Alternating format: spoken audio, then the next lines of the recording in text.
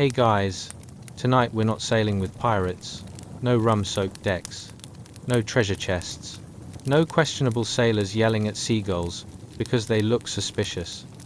Instead, we're riding into a completely different kind of chaos. A world that traded saltwater misery for dust, heat, blisters, and cows that absolutely did not care about your personal comfort. Tonight, we're drifting into the real Cowboy cattle trail. Not the Hollywood version, not the slow-motion sunset version, and definitely not the singing around a campfire with perfectly styled hair version. I mean the actual trail where your bed was the hard ground, your perfume was horse sweat, your alarm clock was a cow stepping on something important, and vacation meant you got 10 minutes to scrape mud off your boots. But before we ride out, go ahead and like the video, and subscribe only if this kind of quiet, slightly weird historical bedtime storytelling helps you relax. If not, that's fine. Even real cowboys weren't universally popular, especially the ones who snored loud enough to scare coyotes. Leave a comment telling me where you're listening from and what time it is for you right now. It's always 2 a.m. somewhere, and if you're here, chances are you're trying to fall asleep to the comforting realization that at least you don't have to spend 14 hours tomorrow chasing 2,000 stubborn longhorn cattle across prickly brush and rattlesnake real estate. Now dim those lights, switch on a fan for that soft white noise, get comfortable, and maybe tuck your feet under a blanket, not because of rats this time, but because an imaginary cactus might decide to wander through your dreams. Let's pause for a moment. Have you ever wondered what cowboy life actually felt like? Not the glamorized kind, the real stuff, the blisters, the dust in your teeth, the aching back that starts complaining before you're even awake, the endless walking and riding that makes modern gym workouts look like warm-ups for toddlers.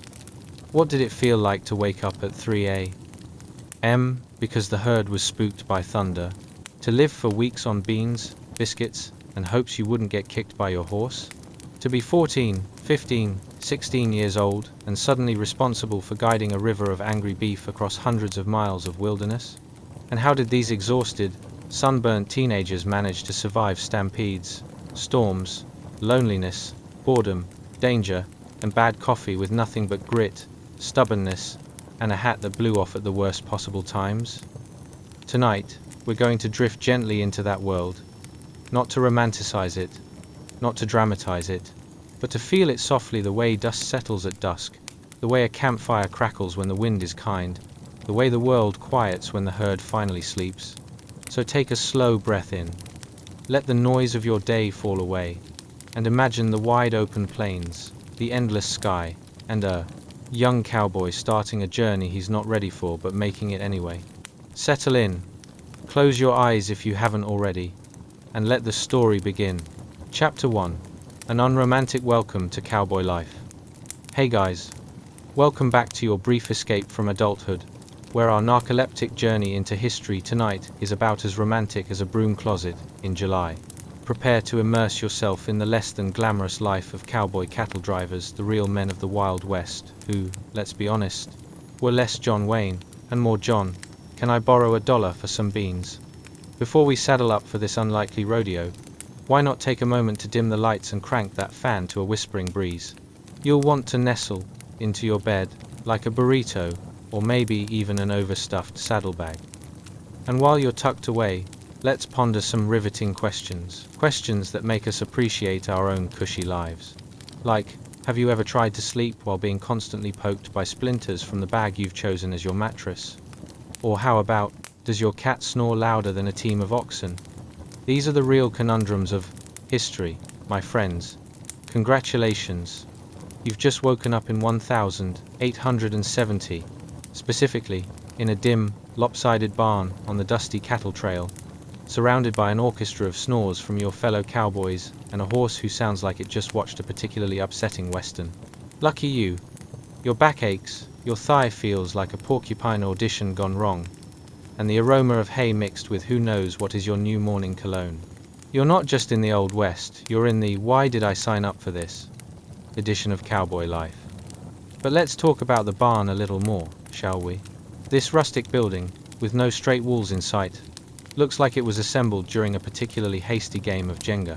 As you blink the sleep from your eyes, the light filters awkwardly through the gaps, revealing nails that may or may not be relics from the last century's barn-raising catastrophe. The wooden boards creak under the weight of poorly preserved secrets and a few too many regrettable decisions. In this cozy abode, your choice of sleeping arrangement is, let's say, unique. Instead of a plush mattress, you've chosen a saddlebag, because nothing says relaxation like sleeping on a strap meant for holding leather and not, your exhausted body. It's a choice echoing the great philosophical question: how did humans become so far removed from memory foam? The floor is paved with more splinters than the average tree when it meets a lumberjack. And hey, if you're lucky, you might just get a side order of hay underfoot, nothing like the rustic feeling of straw in your toes to remind you of the finer things in life. Every now and then, as you struggle to find a comfortable position, you can hear the disputes outside. Is that a horse whining, or just the universe, sharing its collective sorrow over the human condition? Maybe both. The distant figures of the other cowboys cast shadows like something from a western flick, only this isn't a film set. This is real life. And you're just trying to survive. Listen to a chorus of snoring that could rival an old tractor, while your only friend keeps sidling up to you and making weird sounds. Yes, that's your horse, ready for a spectacular morning adventure involving a lot of walking, shouting, and possibly getting kicked in the shin just the way you plan to start your day. But wait, let's not underestimate the culinary delight that's waiting for you: breakfast. Although, delight is perhaps a generous term. You've got a delightful brew of coffee that tastes more like burnt shoe leather than an invigorating beverage. What's a cowboy without his coffee? Probably a happier cowboy, is the consensus. Pair that with a traditional cowboy breakfast that can best be described as beans and stale bread. That's right, nothing says fuel for the cattle drive like day-old cuts of stale carbohydrates and a side of regret. So, as you sit there, trying to figure out if you could light that disgustingly cold bean casserole on fire, not for warmth, mind you, but just to create a culinary miracle, you wonder, how did our ancestors ever survive without the miracle of gluten-free options and soy milk? The word cowboy didn't conjure up images of kale shakes or matcha lattes back in the day. No, it meant embracing the kind of questionable decisions that later generations could only look back on in horror or laughter. Ah, the beauty of the cowboy life.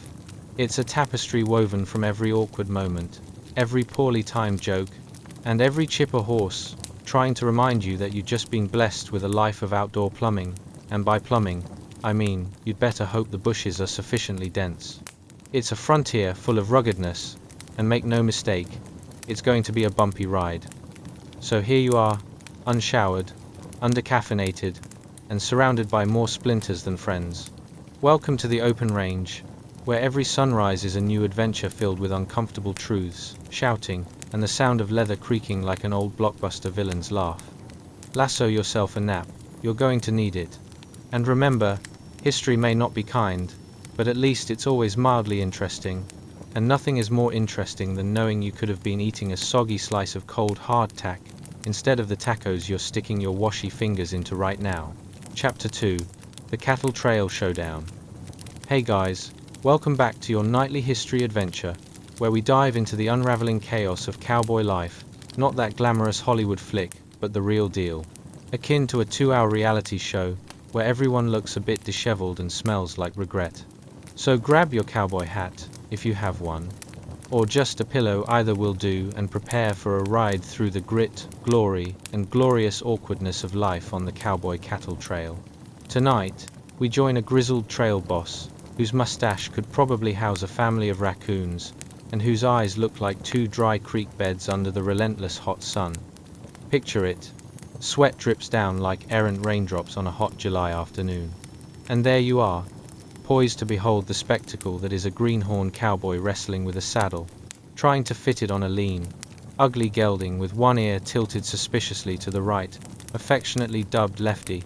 If Lefty had feelings, he'd probably be considering a career change at this very moment. Now, let's take a closer look at this awkward scene unfolding under the vast sky, where the sun is mercilessly frying everything in its path, including any remaining traces of dignity for our greenhorn. He fumbles with the saddle, his fingers clumsy like a chicken trying to navigate a grain maze. Is this cowboying or slapstick comedy? It's hard to tell at this point. The trail boss watches with a bemused expression, unable to decide whether to intervene or just enjoy the show. As you stand in the background, sipping on something laced with enough dust to make you wonder if you'd accidentally bitten into a piece of gravel, you can't help but notice that everyone involved is part of a strange ritual, a laughter-packed ballet of uncoordinated cowboy boot moves. This would be viral content today, for sure. The whole scene could use a little commentary. Look at this greenhorn, attempting to tame a beast for the first time. It's like watching a toddler with a hammer. Now, imagine the sounds around you. The cactus-spined wind whips through the parched landscape, kicking up tiny gusts of sand that cleverly blend with the sweat on your brow. It creates a delightful sensation, reminiscent of being trapped in a giant, arid snow globe. If you're not careful, you might just sneeze. Get ready for a rodeo of dusty, sideways snorts. Is a cowboy sneeze akin to firing a cannon? We may never know, but somewhere an owl probably winced. As the greenhorn struggles to get Lefty saddled, he mutters some creative curses that would make a sailor blush. It's fascinating how cursing was always a fine art, allowing you to express the exact level of frustration. What is the modern equivalent, you ask? Probably a text to your friend filled with hashtags and frustrated emojis. Let's pause for a moment and consider the fashion statements of our intrepid ranchers. When you think of cowboys, you might imagine rugged leather boots and chic hats. Picture this. Our greenhorn is donning a hat that's about 1 inch away from being a pancake and trousers so worn they may have been borrowed from a scarecrow. You might want to ask yourself, how does one make hay look like a fashion statement? Their style can only be compared to wearing a potato sack as a high-fashion ensemble emphasis on functionality with a daredevil flair. But here's where it gets particularly amusing. While you might think the most damning characteristic of a cowboy's work is the never-ending dust and sweat, it's actually their diet. Ah, the joys of culinary concoctions on the trail. You see, once you've managed to saddle this questionable horse and head out into the wild blue yonder, or just blue, if you squint, the meal options quickly dwindle to beans and, you guessed it, more beans. It's like living in a college dorm, but with more horses and less Wi-Fi. Just imagine, instead of veggie chips on the couch, you've got cow poop underfoot. And what's cooking translates to, remember that can of beans we opened last week? There's still some left. As you sit transfixed by this veritable circus of human antics, you suddenly realize that a lot of cowboy life revolves around patience, persistence, and copious amounts of humor. Yes, surviving the cattle drive means embracing the chaos like a hard-shelled taco holding together at the wrong angle. You can't help but chuckle at the absurdity of it all. After all, when you're deep in the dusty wilds of the Old West, finding joy in a comically oversized hat on a horse who seems to have a personal vendetta against its saddle is just par for the course. And if you happen to survive this robust display of human awkwardness, congratulations. You're ready to tackle any problem modern life can throw your way. Lost your keys? Perfect. Try getting Lefty to agree to this ridiculous saddle again. So embrace the laughter, my friends, because even on the most rugged trails, life has a way of catching you off guard. You might just find that amidst the horses, the scorching sun, and the beans that seem to multiply as steadily as your worries, there lies a world where laughter can be louder than the hooves of crazed cattle, and more nourishing than breakfast slop. Now, lean back, take a deep breath, and let the hilarity flow through you like that warm afternoon breeze, while you drift into a sleep filled with dreams of cowhands and comical misadventures. Because if you can laugh at history, my friends, it becomes a lot less daunting and a lot more mildly interesting. Sleep tight. Chapter 3. The Boy Who Signed Away His Childhood. And now, as your breath softens, and the modern world drifts somewhere far behind you, let's step quietly into a dusty, slow-moving western town, the kind where the sun never seems to blink, and every wooden porch creaks like it's arguing with gravity. Picture this. A lone 7-year-old boy stands in the middle of the street. Not a man yet, not really a child anymore. Just that fragile, awkward in-between that life refuses to make comfortable. His boots are far too big for him, hand-me-downs from someone who probably lied and said they fit just fine. The leather is cracked, the soles uneven, and you can practically hear his ankles asking the universe what they did wrong. Dust curls around him in lazy spirals, lifting off the ground with the slow confidence of a desert that knows nobody here is in a hurry to do anything remotely sensible. The boy holds a tiny, crumpled tobacco label in one hand and a stub of charcoal in the other. His fingers shake not from fear exactly, but from the heavy weight of a decision he barely understands, but already knows he can't take back. A cattle trail contract. Written small, thin, and barely official, as if the paper itself is embarrassed to be offering him a job that promises blisters, thirst, loneliness, hunger, and the privilege of smelling like cattle for several months straight. He bends over the label, the sun burning the back of his neck, the charcoal smudging between his fingers, and he signs his name, a name that still trembles at the edges, like it's trying to figure out the shape of the adult it will belong to someday. Around him, the town barely notices. A blacksmith hammers lazily at a horseshoe that probably won't fit anything. A dog sleeps beneath a wagon wheel, dreaming heroic dreams that its actual life never quite matches. A dry breeze pushes through the saloon doors, sending the faint smell of whiskey, sweat, and disappointment out onto the street. And yet, for the boy, this moment is enormous, a tiny hinge in time that will swing open a life he can't imagine yet. The cattle trail. Weeks, sometimes months, of riding from sunrise to past sunset. Little food, barely any sleep, a saddle that treats your spine like an optional suggestion. Storms that come out of nowhere. Stampedes that don't care how old you are. And stretches of land so empty you start talking to your horse just to prove you still exist. He knows all this. Everyone does. But knowing isn't the same as standing here, boots sinking into dust, as a ranch foreman with a face like sun-baked leather glances over the signature and grunts approval. In this world, childhood isn't something you grow out of. It's something the world shrugs off you like an old coat. The boy straightens. His shoulders instinctively square not because he's ready, but because pretending is the only strategy he's got. Somewhere down the street, a cow bellows. Somewhere beyond the horizon, thousands more wait.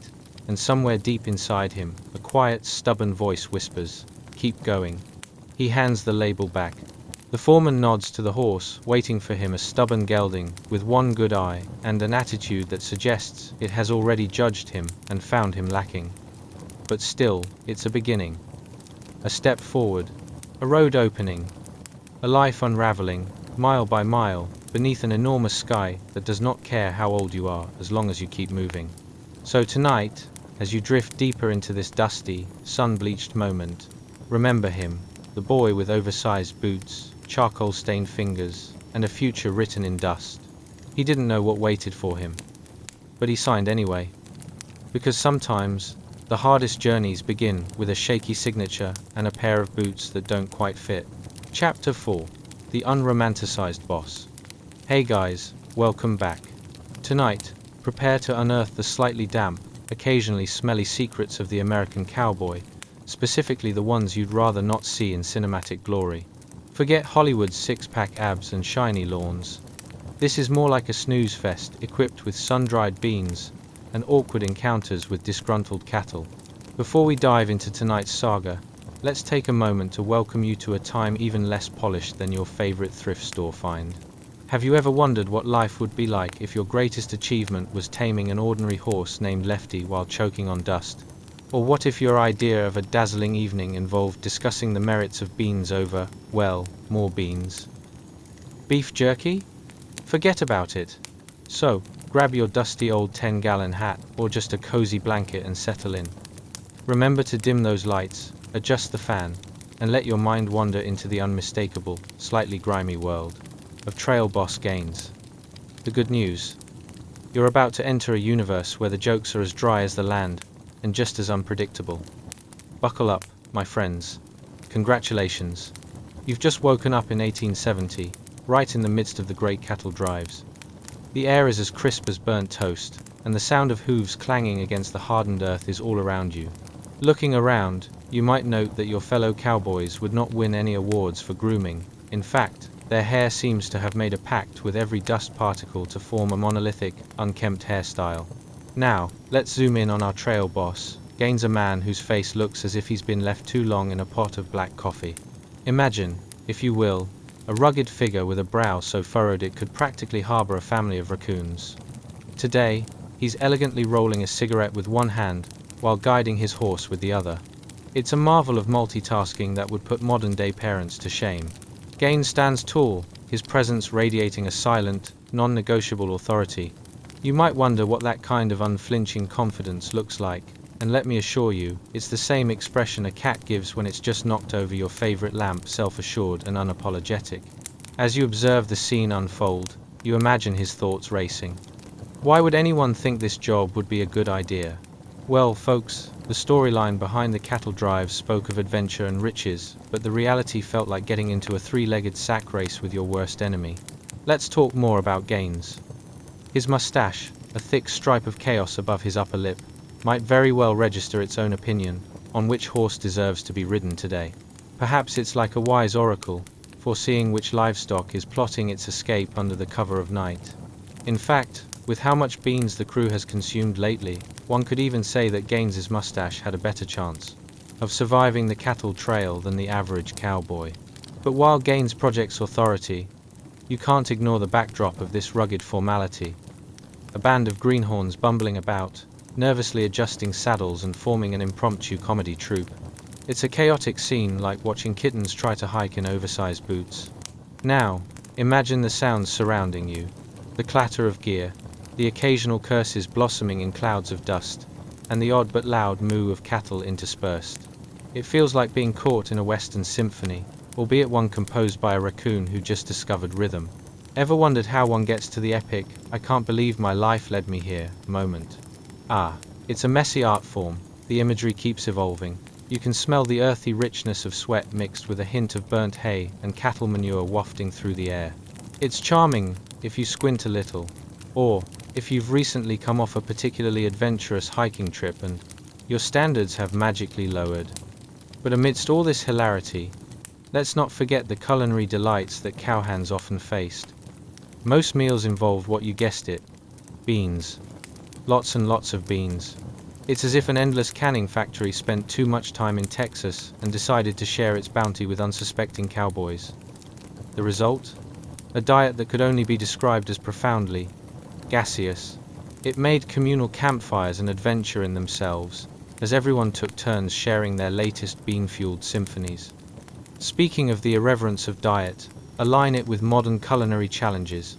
Imagine trying to impress your friends with gourmet taco night, only to discover you've somehow ended up cooking a dozen different varieties of beans. Your last dinner party may have ended with whispers of, "What were they thinking?" But the cowboys? They embraced the chaos with hearty laughs, because what else could they do?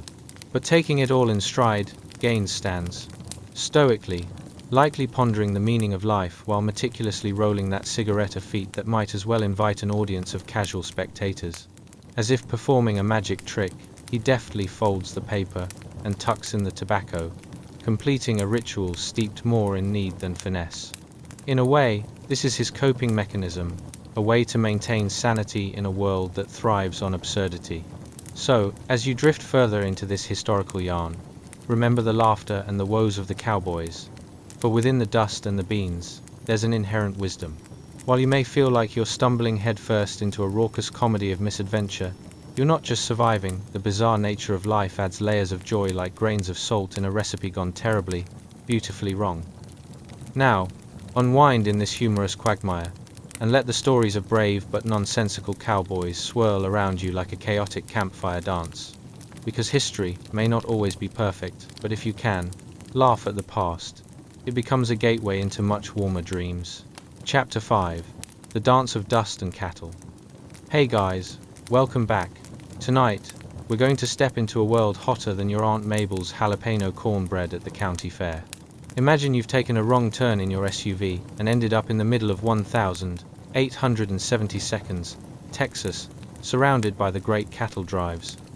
And by surrounded, I mean literally swarmed by thousands of steers, each mooing incessantly as they nudge you with their not-so-friendly horns. all while you're desperately trying to find a drink of water that doesn't taste like a mix of sweat and dust. Before we dive deeper, take a second to remember how you feel lounging in your air-conditioned comfort, sipping a cold beverage. Now picture yourself under a sun baking your face like a potato in an oven one that forgot to switch off. What were they thinking, these cowboys? Did they have a fantastical vision of frontier life like a Tinder date gone wrong? Why are you suddenly sweating like a popsicle under a torch? And what kind of person thinks, sure, I'll spend months at a time herding cattle without a decent shower? So dim those lights, crank up your fan, and try to find your seat cushion if you're lucky enough to have one, and prepare yourself for an adventure that is way more complicated than just getting from point A to point B. Congratulations, you've just woken up in the middle of a cattle trail in the good old American West. The sight is striking, if one could overlook the pungent aroma of bovine behind you. Imagine long lines of cowboys, their hats tipped down to shield them from the relentless sun, stretching as far as your weary eyes can see. You're surrounded by cattle that look like they just came out of an existential crisis, bellowing into the void while questioning whether that tuft of grass is truly worth the effort. As you take in the view, you realize the air is shimmering with heat, almost as if it's teasing you with the prospect of an ice-cold lemonade that's just out of reach. You can feel the dust clinging to every inch of skin like an overzealous hug. But fear not, this dust is a badge of honor. It says, I've made bad life choices, and I'm proud. Now, let's take a moment to spotlight our main character, a weathered cowboy named Jeb, a name so classic it might as well be topping the charts in a late-night country ballad. Jeb is keenly sipping from a battered canteen that probably hasn't seen water in weeks. His face is caked in trail dust, making him appear like a walking statue of bad decisions and regrettable hairstyles. And oh, let's chat about hydration for a moment. You ever tried coaxing a capybara to drink? That's pretty much what Jeb must feel like trying to get any moisture out of his canteen. Each sip he takes is pursued with a panicked fervor, like he's trying to squeeze the last drops of popularity out of a budding influencer. What does Jeb desire most in this sweltering world? Most likely a nice shade tree, maybe a pool, or heck, even a refrigerator filled with soda. But instead, he's content merely to catch the occasional whiff of fried beans perpetually taunting him from the chuck wagon, like a gourmet food truck no one can afford. Now, let's set the scene a little deeper. The ground beneath you is unforgiving, a vast expanse of cracked earth that makes you wonder if you've actually stumbled onto a giant tortilla. Imagine each step sending plumes of dust skyward like a dandelion caught in a windstorm. If you've ever wondered why there's a trend for dusty cocktails, well, take a moment to think about your new favorite drink, Texas Trail Dust Surprise. Spoiler, it pairs terribly with regret. You might think that cowboys of the trail led lives bursting with excitement, filled with wild chases and daring showdowns. Ah, but let me burst that bubble for you. The reality was deeply resplendent in its monotony. Most of their conversations revolved around, you guessed it, unexpected flatulence post-bean consumption. Always bring some beans along, they'd say. It's a surefire way to clear the camp faster than a bear at a picnic. Adding to the absurdity, you can hear the clattering of hooves, mixed with the occasional moo, that echoes like misplaced karaoke. Sometimes, you can't help but think that, if cattle had their own stand-up routine, it'd go something like this. Sure, we're just here to provide the beef, but let me tell you about the one time Mr. Johnson gave me the stink eye while I savored some grass near his tent. Never been more intimidated by a human. As you lay there thinking of this comically motley crew, you can practically hear Jeb's exhaustion emanating like that unwanted advice from your overly enthusiastic uncle at family gatherings. And let's not neglect the culinary delights that await you over a campfire. What's cooking? A lovely pot of, can you guess it? More beans. An endless variety of beans, all of them just waiting for someone to turn them into an encore performance. You know you've hit rock bottom when sitting in front of a campfire filled with the aromatic layer of burnt beans feels like an elite Saturday night Parisian restaurant experience. Picture this. Nightly, the cowboys gather round, trading tales as old as time. Billy once ate the spiciest beans known to man, and lived to tell the tale, but mostly to regret the seating arrangement during the night watch. It's an afternoon delight that could fill volumes, or at least the next round of campfire songs, but only if you can survive the aftermath. So, while Jeb reflects on the folly of chasing after runaway cattle while surviving a diet of legumes, let yourself drift into this dusty, raucous revelry. Because, dear friends, while our cowboy heroes may have faced the blistering sun, the cacophony of mooing, and the ever-present scent of beans, they embraced every bit of absurdity that life threw their way, a cosmic reassurance that while survival may be hard, laughter is as essential as a good pair of boots in the dust. Now, finding comfort in the comical confusion and embracing the beauty of what it means to be a cowboy, you can finally let the laughter lull you into a slumber as rich as that dirt under Jeb's feet. There's a lesson here somewhere about the value of a good joke, and it just might be the most valuable thing on the cattle trail. Chapter 6: Beans, Bafflement, and the Breathtaking Life of Jeb. Hey guys, welcome back. Tonight, we're diving deeper into the world of cowboys, where the sun blazes hotter than your uncle's stories at a family reunion, and where meals generally involve track and field events just to chew them. Picture this. You're sitting at a rustic campfire, the kind that believes every meal is an experiment in endurance. Your eyes are on a plate filled with beans so undercooked, they seem more like a science project from middle school than dinner. Today's special? A biscuit so tough it could serve double duty as a tire for a wagon. Welcome to cowboy cuisine. Set your expectations low and your appetite lower. Now, if you're a bit confused over why anyone would sign up for a life that revolves around surviving awkward dinners and epic wind gusts, you're not alone. Did these cowboys not get the memo that there are, in fact, other professions? You know, like librarian or professional napper?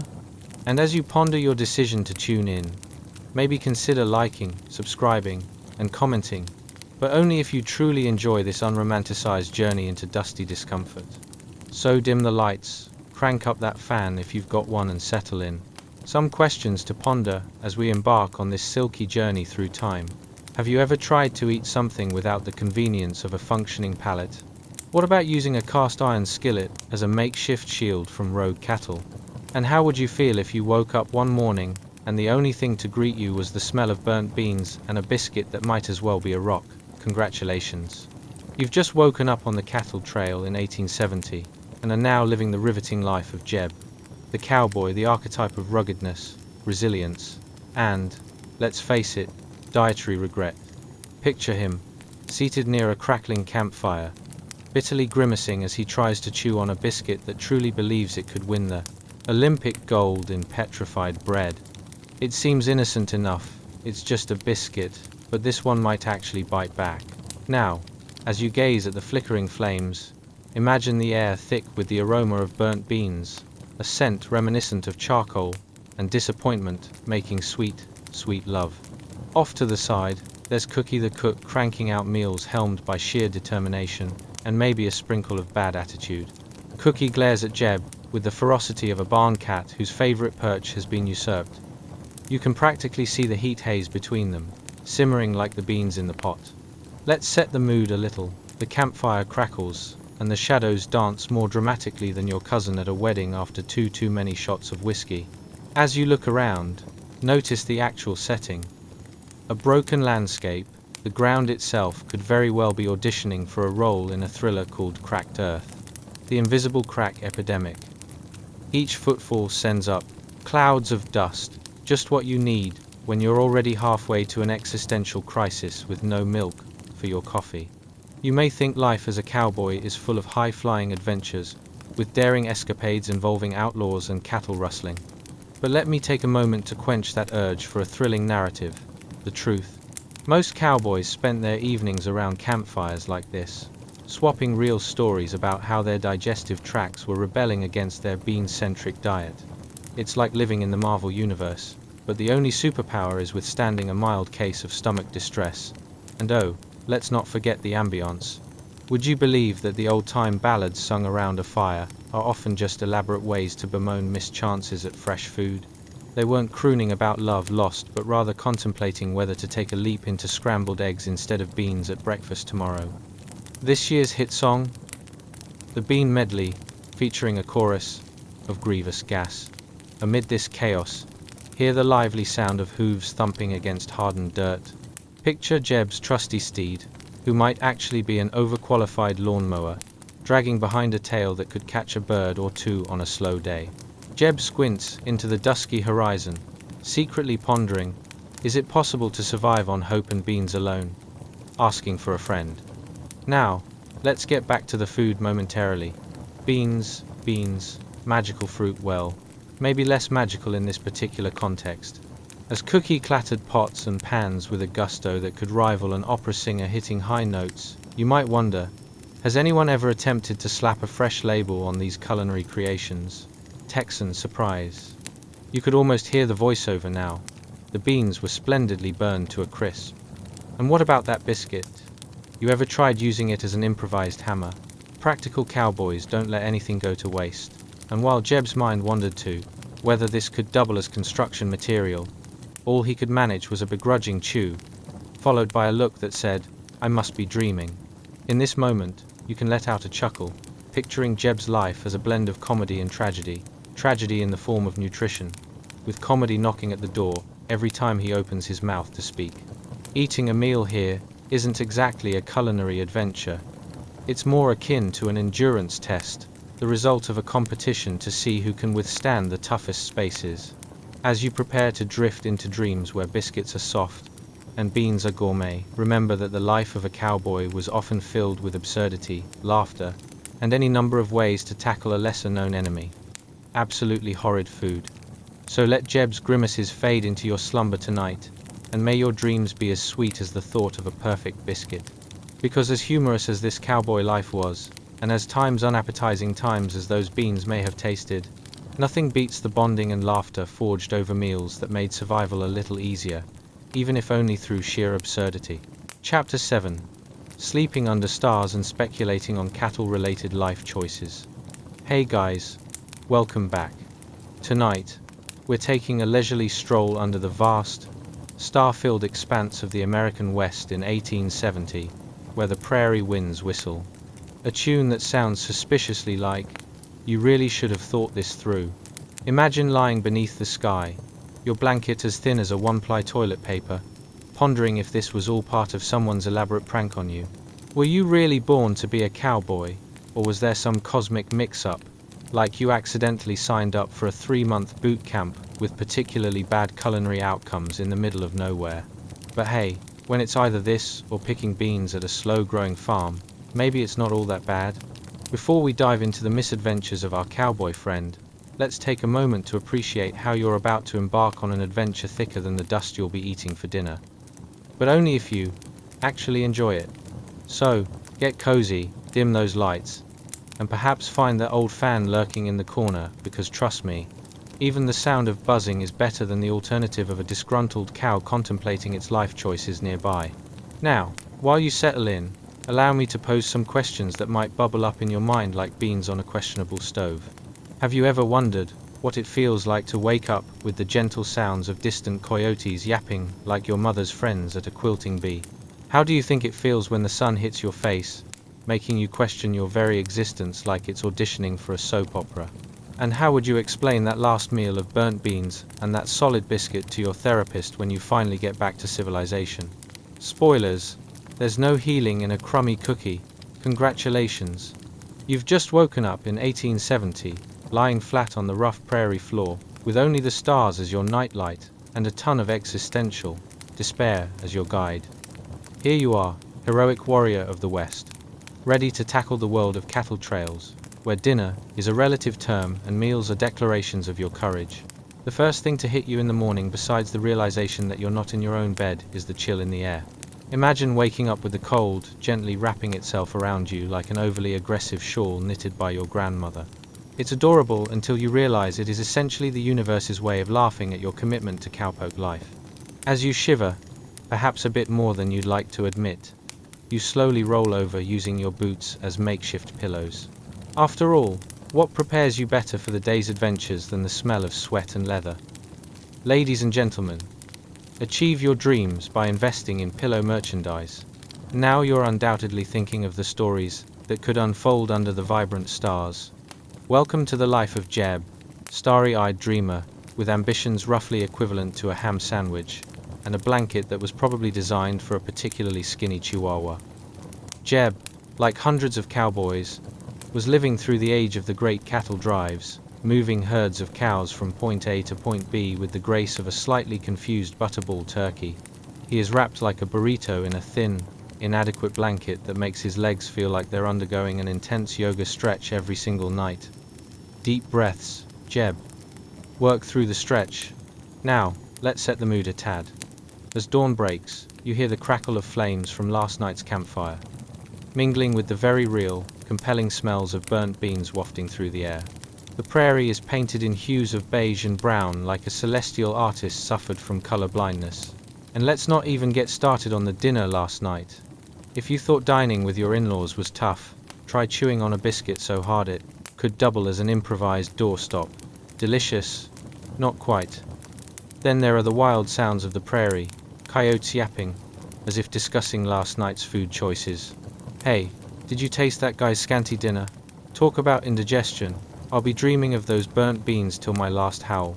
The prairie might seem peaceful, but deep down, it's a raucous festival of absurdity where every evening could mean spectacular tales or a possible bout with dysentery from the enthusiastic cooking. As Jeb rolls over, he half expects to find fellow cowboys recounting tragic tales involving unresolved beef over last night's meals, or arguing passionately over who could have made the better campfire, chili out of desperation and a desire for flavor. And here's where we find the heart of cowboy life. Camaraderie formed not just through shared experiences of lassoing cattle, but also through bonding over meals that some would argue are better suited for compost piles. Enter Cookie, the cook whose attempts at breakfast put Gordon Ramsay to shame, except in that very times, peculiar way that leaves you questioning your culinary fate. You can almost sense his disdainful glare over a cauldron of suspiciously bubbling beans. What do you want, Jeb? Another 5-star review? That's not what we're running here. With breakfast largely consisting of the sorts of beans that double as a natural laxative, Jeb often found himself pondering his life choices. Am I here for the love of the open road, or just to test the theories of vengeance through extreme gas? Because if it's the latter, I may need to invest in a gas mask. Honestly, folks, cowboy life was a culinary roller coaster where expectations plummeted faster than a rattlesnake from a cliff, while thoughts of food morphed into existential musings about the universe's intentions. The reality is Jeb's adventures often revolved around one idea: camaraderie spiced up with laughter. Surviving not only meant battling the elements but also gathering around a flickering fire, belting out songs about the injustice of undercooked beans, and swapping stories that were often more inspirational than any self-help book can offer. So, as you snuggle deeper into your blankets tonight, drifting off amid the misadventures of our cowboy friends, remember, it's alive with laughter, absurdity, and a side of unending resilience. May your dreams be less chaotic than those of Jeb, where meals are as soft as the clouds above, and where the only cow he needs to account for is the dream cow, munching on the best grass in the wild prairie-scape of the imagination. Good night. ***. Chapter 8. Cowpoke Cabaret. Life on the trail with the wily cowboys. ***. Hey guys. Welcome back. Tonight, we're diving deeper than the depraved depths of a soggy biscuit into the heart of cowboy life in 1870. Picture it. The great cattle drives stretching across the American plains like a vast, unflattering carpet with a few too many stains. It's a time when working for peanuts was taken quite literally, and every meal is an exercise in existential questioning. Is this really what I signed up for? If you've ever felt that homely desire to belong, only to be faced with ridiculously poor quality food, you're in for a treat, or maybe we should call it a trick, like trying to ride a bull after 2 cups of bad coffee. But first, before you float away on dreams of turning into a burrito under your covers, let's take a moment to appreciate the unfiltered absurdity that 15 grumpy cowboys murmuring to a herd of bewildered cows really entails. If you think your neighbors' late-night debates about lawn care are wild, imagine a band of cowboys arguing over whose turn it is to do the cooking after a meal that's closer to a war crime than gourmet dining. The Wild West, where hangry men had to hash it out over rationed biscuits. Now, please, dim those lights, put on a fan, and settle in, because things are about to get bumpy, dusty, and mildly amusing. Have you ever wondered what it feels like to be the only person in a group of rugged cowboys who's seriously debating how to convince a cow to become a plant-based friendly member of the food chain? Or how you'd cope with a cook named Cookie, who's serving breakfast that could either jump out of the frying pan or wrestle you for the last biscuit? Spoiler alert, those biscuits don't back down easily, folks. Congratulations. Forget civilization, because you've just landed smack dab in the middle of the 1,870 cattle trail experience. Where the ground is rough, the air, dusty, and your companion's sleeping sounds might just convince you to reconsider your dreams of cowboy grandeur. As you stir awake on the morning after a night filled with dreams about anything but a cauldron of burnt beans, you're struck first by the realization that, yes, you're still alive, and no, you should have probably invested in a more forgiving sleeping bag, rather than the patchy old blanket that seems to have made itself at home in the prairie dust. That plastered feeling of cowhide stuck to your back begs the question, didn't I wash this before the trip? Around you, the diverse crew of weathered cowboys, each more rugged than the last, moves about the campsite like well-worn strings on a rickety guitar. Meet Dobbs, the tobacco-chomping legend of the crew with a face that has seen more west than a movie cowboy's entire career. He's smiling while chewing, which is a talent more impressive than it sounds. If you catch him mid-chew, he might just look like a grinning alligator. Then there's Jesse, the dreamer among them, whose aspirations to do anything other than this have all but been evaporated by the hot prairie sun. Imagine Jesse, young, bushy-tailed, and bewildered, sharing his grand visions while trying to keep a stray cow from making it its mission to stomp the dreams right out of him. I tell ya, it's all about riding away to find riches, fame, or at least a good cup of coffee, he insists, unraveling visions so thoroughly inspirational that you half expect him to start a yoga retreat called Namaste and grit your teeth. The only thing standing in the way of Jesse achieving true Zen? A 2,000-pound cow with a knack for thinking every sideways glance is a personal offense. Let's lean into the sensory tumult of this untamed life. The air thick with the aroma of sagebrush and maybe an unpleasant blend of campfire smoke and unidentified substances from last night's dubious dinner. If you had to assign a scent to this experience, you'd be left with a memory that scents like sweaty leather, mixed with a hint of, this definitely shouldn't be in my mouth. And just like that, it's time to break the fast. The luckless cowpokes circle around Cookie's bubbling pot like vultures eyeing a particularly unfortunate roadkill. Breakfast is served, he bellows, slopping a ladle of whatever's bubbling in the pot, and expecting you to somehow view it as gourmet fare. The collective sighs create enough gust to send the nearest tumbleweed rolling into the sunset, as every man grapples silently with the question, how many more of these meals before I should begin considering sacrificing my dignity for a wild hunk of lettuce? Little does Jesse know that survival out here has less to do with graces and more to do with cow tarts. No, not the magical kind waiting at home, but the chewy biscuits that could double as building materials. Think it's a stretch? Well, let's just say that the cows attending their late-night dessert dance have nothing on Cookie's cooking. Amidst the comic struggles shared among all the cowpokes, a warm sense of camaraderie forms. Even as you awkwardly chew on a biscuit that could foil an enemy advance, there's laughter and tales being spun of cow-related escapades, like the time Dobbs found himself on a wild escape from both a cow and a campfire ghost that had everyone chuckling till dawn. This is the heart of the cowboy life. Ruggedness mixed with humor, endurance mixed with grumbling bellies, and laughter as the melody that binds them while they traipse across the prairie, leaving a trail of dusty, half-hearted dreams in their wake. So, remember as you tuck yourself deeper into your blankets, drifting off into dreamland, it's a wild ride filled with absurdity that may make your dreams as rich as your immediate gathering of cows. Sweet dreams, partner. May they include a much softer biscuit and a side of non-vengeful ranch animals. **, Chapter 9. The Cattle Trail Shuffle. A Cowboy's Unscripted Agony. **. Hey guys, welcome back. Tonight, we're taking a leisurely jaunt down a dusty, horse-ridden path that's less about cowboy legends and more about the grimy truth of life on the cattle trails of 1,870. Picture this: the great cattle drive stretching across the plains with the grace of a three-legged cow on roller skates. It's a time when a cattle drive sounds like a fun adventure, but in reality, it's more like a regrettable road trip with your mildly intoxicated uncle who insists on singing show tunes from the backseat while you're stuck in traffic. Do you ever wonder what it would feel like to have dirt permanently embedded in your pores? Or maybe get a sense of camaraderie with a group of men who smell like old leather and questionable decisions? Just what would it be like to have your thighs ache more than your heart after a breakup? Trust me, at the end of this journey, you'll sympathize more with a lasso than with a love letter. So, dim those lights, put on a fan, and get comfy because we're about to dive face first into the not-so-glamorous life of a cowboy.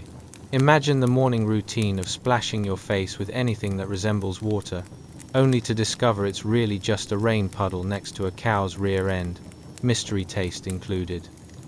Congratulations! You've just woken up in 1870, somewhere that can only be described as the Great American Dust Bowl, where they've taken roughing it and elevated it to an art form. Here, the sun is a cruel overlord, the wind is a constant dramatic sigh, and your body is screaming for mercy from weeks of saddle soreness that makes a gym workout seem like a pleasant day at the spa. Let's set the scene. You've got weeks of trail dust caked onto your skin, making you look less like a rugged cowboy and more like a misguided piece of art from a second-rate gallery. Your body has become a canvas of aches and grit, and, in a moment that can only be labeled character building, you've even grown oddly fond of the moist smell of horse sweat mixed with, let's be honest, your own unique odor.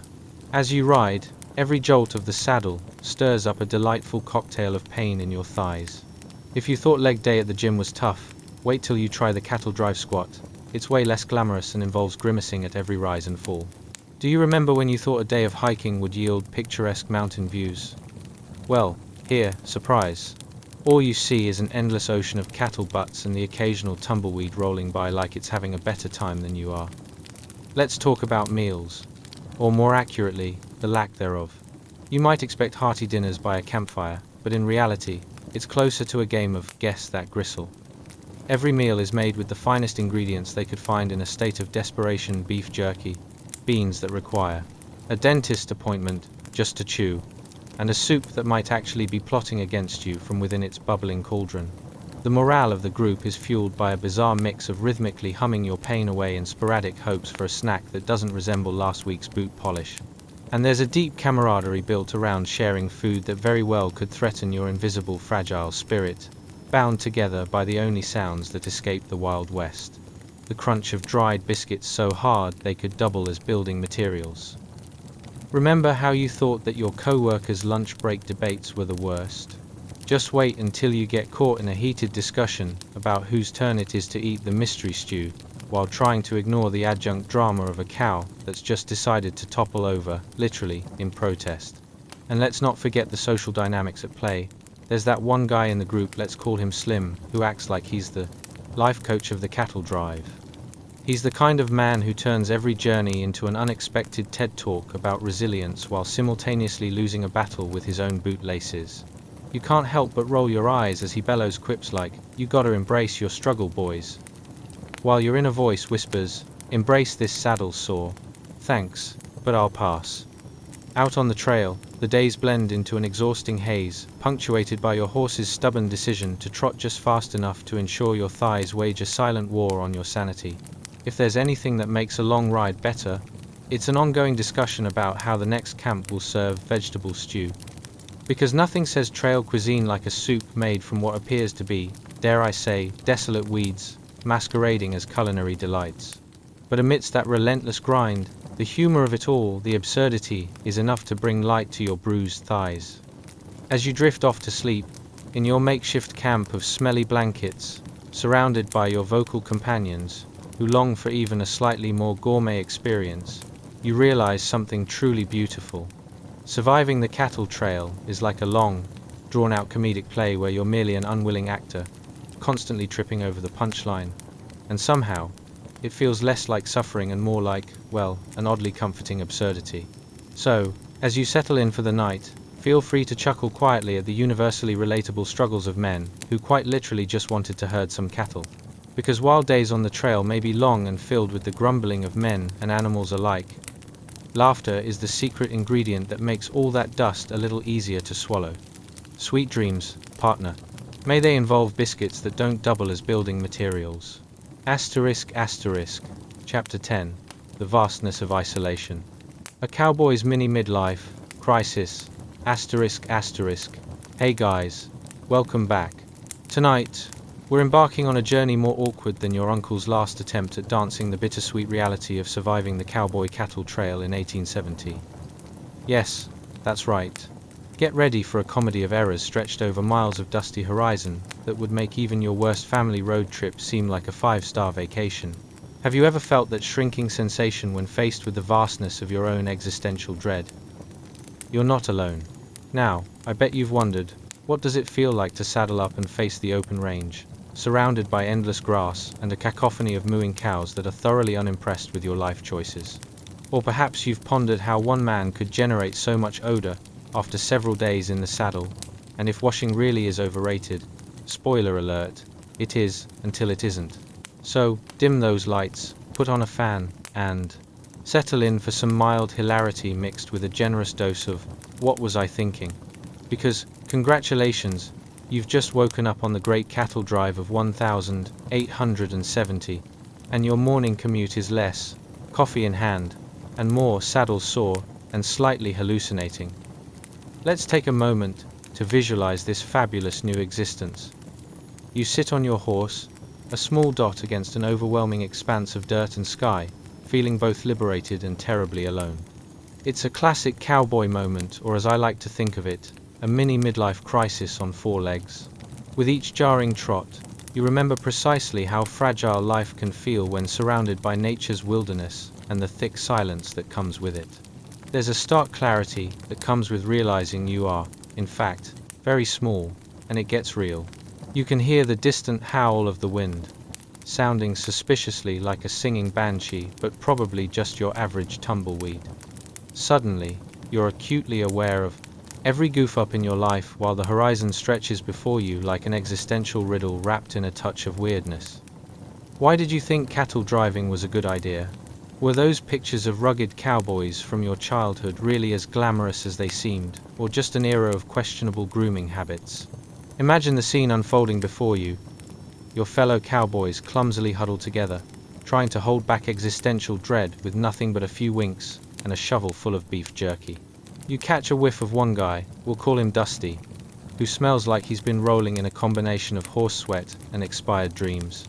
Yet, here you are, stuck in this vastness without a soul in sight, pondering deeply on an assortment of life's unanswerable questions. Like why you didn't invest in more than one clean pair of socks before heading out. The horse you're riding has a mind of its own. Maybe it's an allegory for your life, who knows? It seems determined to trot off into the sunset, preferably without you. At this moment, you're left wondering whether this is what freedom feels like, or if it's just nature's sarcastic way of reminding you that civilization never looked so appealing. Let's switch gears here, shall we? There you are, traversing miles of prairie with a belly grumbling like thunder. But what's for dinner, you ask? Oh, sweet relief. Just take your pick from the gourmet menu of beef jerky. And what goes great with that? Cold beans that could double as the mysterious tarmac of a dystopian future. Truly, eating on the cattle trail is less about nutrition and quite a bit more about survival of the fittest, or in your case, perhaps merely survival of the hungriest. Forgotten your spice rack back home? Better get used to the taste of dusty disappointment, because that's on the menu tonight. Days turn to weeks, each one a vivid blur of cattle bellowing, bodies shaking, and camaraderie that smells remarkably like wet leather.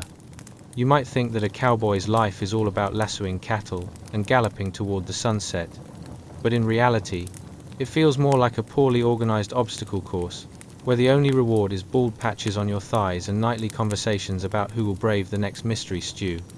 And let's not forget the moments of reflection while sitting on your horse, quite literally sitting and grasping the existential rope of your life. You glance around, fully aware that you are an island in a sea of masculinity and strangely shaped cowboy hats. Here you are with the realization that the prairie might swallow you whole and no one would bat an eye because, after all, Who wants to fuss over just another tired cowboy with a baffling assortment of life choices? As you settle into the rhythm of this strange existence, every jolt of your horse serves as a reminder that freedom comes with a cost measured in sheer awkwardness. You can't help but chuckle softly as tumbleweeds dance by, laughing at your misfortunes, while you channel your inner philosopher. Surviving this cattle trail isn't just about endurance. It's really about mastering the art of braving bizarre circumstances, awkwardness, and that peculiar sensation of camaraderie where everyone shares the same unwashed garments. So as you drift off into sweet cowboy slumberland, surrounded by your motley crew of dusty misfits, and even dustier aspirations, just remember, life on the trail isn't about basking in glory, but rather figuring out how to laugh through the chaos. And believe me, next time you face an overwhelming situation, you can confidently say, hey, at least I'm not alone on the cattle trail of life. Sweet dreams, partner. May they be filled with more comfort than a sack of beans and the magical promise of a clean pair of socks. ***. Chapter 11. The Supreme Torture Device. Saddle up for misery. ***. Hey guys. Tonight, we're tackling something rougher than your great-aunt's knitting project. The notorious cowboy saddle of the 1870 seconds. Imagine this monumental contraption, a leather beast so unforgiving, it makes an Iron Maiden look like a cozy reading nook. A seat designed for endurance riding that feels as if you're perched atop a medieval torture device with a horn, no less, that seems specifically engineered to remind you of every poor decision you've ever made in life. So, let's set the scene. You've just climbed atop this hellish throne with dreams of rugged independence and aspirations to become the cowboy of your childhood fantasies. But let's temper those fantasies with a pinch of the unromanticized truth, shall we? You might as well be attempting to ride a rhinoceros while wearing a cactus as a hat. Spoiler, it's going to get painful quickly. That snug, deep seat. More like a pit of despair, where your behind may just mark the historical significance of endurance. The horn, which you naively thought was for gripping during those adrenaline-pumping gallops, quickly becomes a malevolent reminder of where your body really shouldn't make contact on a 12-hour ride over rock and ravine. It's like trying to enjoy a leisurely ride on a roller coaster with half the support stolen away and the other half dubious at best. Now picture this. Mountains of cattle stretching to the horizon, an army of cows all mooing a dissonant choir of indifference to your struggles and the glaring agony in your seat. Do you hear that faint echo? It's your behind pleading for a break, every bounce turning your saddle into a personal torture chamber that hosts uninvited thoughts like, is this leather feeling hotter than the sun? And I can't believe I left my favorite pair of sweatpants back in town. The really killer paradox is that, much like an inflatable punching bag, every time you think you're doing fine, you hit a bump, a jagged rock that sends your whole body jerking forward, smacking into, you guessed it, the horn. It's like being thrown into the rough draft of your own life, as a slapstick comedy, comedic timing included, but no cushioning for your poor posterior. But let's take a moment to appreciate the cavalry of discomfort, your fellow cowhands. They swagger alongside you, proudly ignorant to the enjoyment that downtime seemed to promise back in the days of dreaming about the Wild West. These guys might have brains the size of a walnut, and frankly, that walnut may just be jammed beneath the saddle horn, vibrating against bone and debilitating pride. And they think they're so tough, wearing perfectly weathered attire that reeks of months without a whiff of soap, reinforced by the undeniable aroma of countless cattle. But as you chaotically shift your weight back and forth, wondering why a saddle wasn't designed with some kind of automatic massage feature, you stop careening between pride and despair, realizing disappointment is the true currency of cowboy life. Imagine lunch on the trail, a little break while balancing on your aching bottom, gnawing at some jerky that feels like chewing on an old boot. The leather jerky is oddly chewier, perhaps designed to test the limits of not only your patience but also your jaw muscles. Oh, sweet relief. You can almost hear your body sigh. If I eat this whole hunk, I may just be rendered immobile in the saddle, but at least I won't have to endure another minute in that seat. Oh, but let's not forget the cattle themselves. They can sense your discomfort, you know. They're the audience, watching the spectacle unfold with what can only be described as cowish glee, giving you looks that not even a low-grade soap opera could capture. Every wayward moo is like the universe doing its best. You've just got to laugh, nudge directly in your ribs. As the sun blares down, wearing its most relentless face, you start to wonder whether your saddle is, in fact, a public health hazard. At this point, you're in full reflection mode, delving into the deeper questions of life. Questions such as, why did I think spending 12 hours in a device explicitly built for pain was a good idea? And where do I even send a strongly worded letter to the saddle maker? The days drag on, with each passing moment punctuated by the unfortunate realization that you are, indeed, trapped in an uncomfortable relationship with your poor trusty steed. He seems to enjoy the open range just fine, while you are left exploring the vastness of your own poor choices from the confines of a saddle that probably has a recorded history of its own struggles for comfort. So, as you lay drifting into a gentle slumber, reminiscing about the day's absurdities, complete with sore muscles and a mind swarming with neurotic thoughts, consider this a lesson in cowboy philosophy. While you may not achieve the rugged independence you dreamed of, you've learned the fine art of character building through laden discomfort. May your dreams be filled with softer seats and a good pair of sweatpants, shining brightly like the stars overhead, unaffiliated with the rigid history of saddles, cattle, and bad decisions. Sweet dreams, partner. After all, you survived the saddle ride. You can conquer anything life throws at you next. Chapter 12. The lessons of sitting and suffering. Riding with Lefty ***. Hey guys. Tonight, we're diving into a world as cozy as a cactus pillow fight. Life on the cattle trail of the 1,870 seconds. Imagine being dragged along a dusty path, alongside a herd of moo machines, bouncing on a saddle more torturous than a dentist's waiting room. The air is thick with cow perfume, a unique blend of sweat, leather, and full-on regret over the decision to become a cowboy. Before we saddle up with our trusty steed Lefty, let's take a moment for a little inspirational self-reflection. Have you ever thought about how sitting can sometimes feel like a form of medieval torture? Like when you accidentally sit on your remote and can't get up for 10 awkward minutes? Yeah, it's about like that.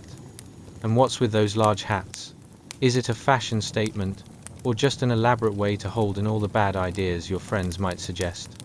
So, as we prepare to gallop through the highs and lows of the cattle trails, I invite you to dim the lights, soften your pillow, perhaps place a cold compress right on that spot where your great-aunt's cat decided to scratch you last Thanksgiving. Settle into your own saddle of comfort and get cozy because the Wild West is waiting for you. But let's ponder for a moment. What do you think a truly good cowboy breakfast entails? Is it coffee so bitter it practically recites poetry about loneliness? Or perhaps it's dirt biscuits that require dental insurance just to survive? And what about hygiene? Did cowboys ever ponder showering? Thinking of the last time you had to wrestle a soap bottle on an airplane? Imagine having to wrangle dust, sweat, and grease without your precious suds. Life on the cattle trail wasn't just rough. It was epic in its absurdity.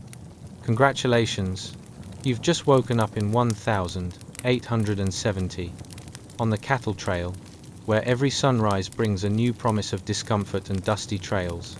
The first thing you notice is a pair of stunningly unfriendly eyes glaring at you, Lefty, your horse. Not the affectionate steed from children's books, rather, the embodiment of all the choices that led you into a dusty mess. His huffing breath likely smells like a mix of last week's hay and yesterday's dreams of a far-off pasture. Now let's take a moment to climb aboard this majestic beast. You swing your leg over, and with all the grace of a drunken flamingo, you land squarely in your saddle. The moment you settle in, your backside makes contact with leather that is equal parts welcoming and sinister. Say hello to the saddle that makes a bed of nails look like a plush pillow top. As you nudge Lefty with your heels, you begin to wonder if he too takes bets on how long before you start wailing like a banshee. Riding on this contraption, you start checking the saddle cinch with all the urgency of a firefighter checking a smoke alarm. You mutter a half-hearted prayer, asking for your left leg to hold strong. It's a small but vital ask, hinging on whether you'll be the hero of your own cartoonish adventure, or just another casualty of the cattle trail. As Lefty starts to trot, the world around you rocks like a ship caught in a storm.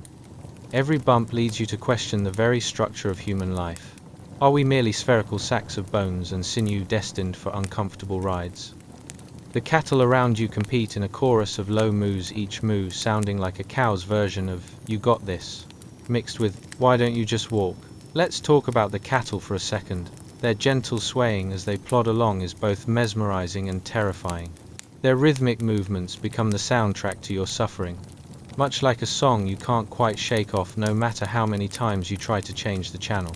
And as the sun blares down with a vengeance, you begin addressing the weather as if it's a bad roommate. "Hey, Mr. Sun, maybe take a day off, huh? Through this bumpy ride." Your thoughts drift to other unfortunate outcomes, like having your saddle horn jab your stomach every time Lefty decides to show off his cowboy skills. In moments of reflection between bounces, you might ponder why we can't make a saddle with built-in air conditioning. Shouldn't modern cowboying involve better products? Because clearly, there's a market for saddles too that doesn't feel like medieval torture meets a gymnastics slam. But fear not, dear cowboy in training. You can find solace in the camaraderie of your fellow cattle droppers, who cycle between hearty laughter and cries of sheer agony. These men, each with stories so tall they rival the nearest mountain range, encourage you to give your best stoic face. After all, a cowboy is only as tough as the wild, rabid, tumbleweed grass that floats by and mocks. You realize that you're among a distinctly odd company, much like family reunions during Thanksgiving. Lunch on the trail is, of course, a treat. It involves leather jerky that promises the charm of shoe leather, all while you balance precariously atop your equine chariot. As you gnaw on this ancient culinary artifact, your mind wanders wondering if this is what cross-training feels like, muscles working hard for scraps of something that was apparently once an animal. So as you settle into this wonderfully absurd existence, let the rhythm of cattle calling, saddle soreness, and deep philosophical musings help you drift off into a dreamland where there's no such thing as uncomfortable saddle time. May you wake up refreshed, perhaps on a soft bed in a world of modern conveniences, because if you can endure the cattle trail, who knows what else you can conquer. Sweet dreams, partner. The Wild West was tough, but so are you. Asterisk, asterisk, Chapter 13, The Great Grapple of Freedom, a cowboy versus the stirrup, asterisk, asterisk. Hey guys. Tonight, we embark on a journey as precarious as a tightrope walker on roller skates. Surviving the cowboy cattle trails of the 1,870 seconds. Imagine yourself clinging to a horse while a herd of ornery cows decides that the grass over yonder looks much greener because it's definitely not your boot thereafter. Just think about it, having a furious cow on one side and your own chaotic thoughts on the other. Honestly, that's a mental juggling act worse than finding your car keys on a Monday morning. Before we dive into the turbulence of the cattle trail, can I ask you something? Ever felt the intense validation of desperately yanking your foot out of a stirrup, like you're saving yourself from a particularly embarrassing and slow-motion fall? Or have you tried holding onto a life jacket while it's being dragged behind a speeding boat? Spoiler alert, it's not as fun as it sounds. And how about those moments when you find yourself wondering if a mustache is just an elaborate way for men to hide their secrets while simultaneously collecting dust bunnies? Now let's fasten our saddles, dim the lights, and get a little cozy. Picture yourself nestled in an impossibly uncomfortable saddle, wondering how you'll survive this wild escapade. Just remember, every scenario poses a question, like why the dog never seems to notice the mailman. Do they have a secret deal to keep us all in chaos? Congratulations. You've just woken up in 1870, right smack dab in the heart of the American cattle trail, where every sunrise brings a load of cow dung and a new measure of discomfort. Just as you think your day can't get any better, you look down and what's that? Ah, yes, the stirrup. What a delightful little contraption, designed to hold you securely, while also ensuring you learn the fine art of acrobatics, should your horse decide to become a contestant in the most dramatic horse of all time pageant. Let's talk about that moment, shall we? You're minding your own business, maybe attempting to channel your inner rodeo star, when Lefty, your most treacherous ally, sneezes. In your stirrup-clad foot's defense, it's immediately clear that it didn't truly see this coming, like the time you mistakenly thought your colleague invited you for coffee instead of economic forecasting. The world tilts sideways, your heart swells as you realize that if Lefty decides to throw in the towel and ditch you, You might find yourself dragged through the brush like yesterday's lunch leftovers. In a twist of fate, you find that moment of clarity the stirrup is not your friend. With all the finesse of a cat awkwardly attempting to use a vacuum, you yank your boot out just in time. You feel as though you've escaped gravity itself. The brush from the undergrowth nearly grabs at your jeans, grasping to tether you back to a reality you haven't quite accepted yet. Those who haven't faced the great stirrup wrestling match cannot comprehend the chaos that's unfolded in mere seconds. Suddenly, you're left teetering unsteadily atop lefty, almost like that scene from a movie where a pirate walks the plank while yelling, "No, I'm a landlubber." It dawns on you that survival hinges not only on not being flung into a cactus patch but also on your sense of balance, which is presently under review as your body tries to comprehend the cartoonish gravity of it all. Now, imagine for a moment if this were a modern-day scenario. You'd be like a road cyclist encountering an unexpected obstacle. One glance up, and wham! You almost become a very stylish pancake on the asphalt. Yet here, in the middle of your cosmically absurd cowboy adventure, you somehow find solace in the shared experience with your fellow cattle droppers. They're all too familiar with the sensation of horseback school of hard knocks, and are quick to chuckle at your unfortunate maneuverings. The cattle, ever so gentle in appearance, seem to judge your spectacle as they plod along. Each moan and groan from them feels a little bit like taking a selfie after a long day. Good luck capturing that moment of grace, while the cows convey nothing but disdain for our shaky efforts at elegance. It's like the universe uniting in a cacophony of, "You're doing great, sweetie," through a structured chorus of low mooing. Your fellow cowpokes, perhaps wise beyond their dusty years, raise their hats in solidarity. After all, they've been through their own peculiar stirrup experiences dealing with a portion of stubbornness reserved only for a handful of unpredictable steeds. So, how do they cope? Well, by dragging their shoddy boots and making dubious life choices, much like we do today, coffee runs that resemble unsanctioned nutrition seminars. Let's not forget, dear listener, that the disappointment of lunch on the trail is rivaled only by your fading optimism that dinner might offer something without batter. You gnaw on something chewy that once had a leak of flavor. Some would argue it's the equivalent of horsehide jerky, which is about as appetizing as it sounds. All the while, your mind leaps from the cattle trail back to what's for dinner in your cozy modern kitchen. Do you remember the last time you regretted trying to make your own artisan bread? Spoiler alert, it didn't work as planned, did it? So, as we meander through this mildly chaotic existence, let the rhythmic sway of livestock, your heroic battle with the stirrups on lefty, and your dreams of curries and cakes help you float off into a world where danger is but a distant whisper. Because if you can survive the cattle trail's wild absurdity, my friend, you've already proven you can conquer just about anything. Sweet dreams, cowpoke. ***. Chapter 14. A night on the trail. Cattle calming and cowboy chilling. ***. Hey guys. Tonight, we're gearing up for an adventure that'll make your last trip to the grocery store look as thrilling as watching paint dry. Picture this. The great cattle drives of the 1870s. It's a time when cowboys swayed through the American West like dainty ballerinas, quite an illusion, of course, since they were actually knee-deep in cow dung and battling the elements with little more than a hat and a questionable life choice attitude. Before we saddle up, here's a fun thought. Have you ever tried to calm a room full of toddlers while simultaneously debating whether you've left the oven on? Or better yet, wrangle a dozen hyperactive puppies on a Saturday morning? Yeah, that's the vibe we're channeling tonight.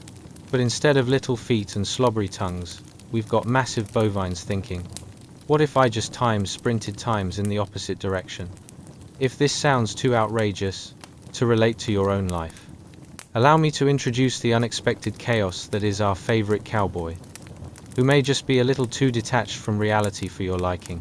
So, grab a comfy blanket, maybe dim the lights like they're about to reveal your online dating profile, and let's step back together in time. Imagine now that you've just woken up in 1870, the year everything went sideways for aspiring cowboy poets, and people simply looking to enjoy their beef on a bun. Congratulations, you're now nestled in the night, surrounded by a herd of cattle, snuggled up to a pile of hay that smells suspiciously like yesterday's lunch. Feel that brisk evening air.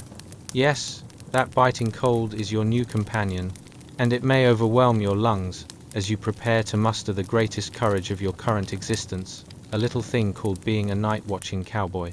Let's talk about the night watch for a moment. Imagine you're hauntingly alone, wrapped in a cloak more creaky than an old floorboard, trying your best to resemble a sentry of the cattle realm while not discovering new and creative ways to eat dirt. Under a sprawling blanket of stars resembling an overzealous Christmas light display, the only sounds are the distant mooing of cattle and your own melodic serenade of confusion and despair. It's basically a live-action country music video filled with bewildered rhythms and melodic pondering. And then, there's the lone cowboy, a stoic character with a hat tilted back like he's trying to impress ghosts. This brave soul is circling the sleeping herd, humming an unintelligible lullaby that's surprisingly soothing, given that it's essentially what comes around goes around, on repeat, but with a little more cow. Seriously, whoever thought we would criminally underestimate the power of a good lullaby?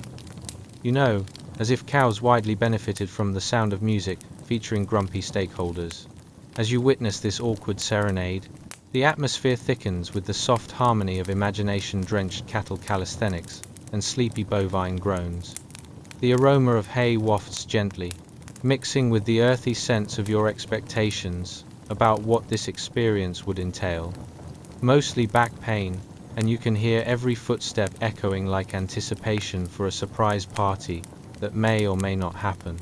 Have you ever held a surprise birthday party for yourself but forgot to invite all your friends? Me neither, but times is basically that moment. Now, let's pivot to the potential stampede scenario. Perhaps this beefy concert will escalate into a full-blown festival right before your eyes. What do you even do? Should you panic and grab a megaphone to announce bovine boot camp? Or simply play the world's smallest violin? Spoiler alert! The calming effects of your haunting melody may not work quite as effectively as you hope, because nothing quite beats the sound of actual chaos charging towards you. Imagine that. Rush a wild orchestra of hooves galloping off into destiny, each one of those four-legged friends bypassing your expected plans like a squirrel dodging traffic. Your heart races as you realize your evening's peaceful cattle watch has now transformed into a high-octane chase scene where you're the star, if the film were directed by someone highly confused about animal behavior. But wait, our mysterious cowboy isn't without his quirks. Here's where it gets even funnier. This cowboy, in his quest to subdue any potential chaos, might be throwing out absurd whispers of reassurance like, "Hey there, Bessie. Just chill. You've got a good life ahead with endless grass and lots of cuddles." As if this cattle gal has already subscribed to the good vibes only mantra and is about to sweep through the night unfazed by the madness enveloping you like last night's questionable taco. Cattle, much like certain relatives around the holidays, can be surprisingly judgmental. Those sleepy eyes occasionally snap open, gauging the absurdity of the moment, while you sit there, pleading with your own inner stability. The cattle seem embroiled in a silent debate, swaying their heads and visually rolling their eyes, as if to say, "Honey, you think this is your first rodeo?" Even with the comedic absurdity looming overhead, the hum of the night manages to quilt everyone together with a sense of unity. There's a camaraderie in this chaotic beauty, a recognition that beating the odds with a gallon of enthusiasm is truly a wild ride. So rest assured, dear fellow traveler through history, because if your heart can manage to not transform this serene scene into a runaway rodeo, you'll just maybe survive the night. So, close your eyes, retain that dusty trail in your thoughts, and after a long day of cattle whispering and truly absurd nighttime battles, allow the sweet sounds of the American West to lull you gently to sleep. Sweet dreams, cowboy. ***.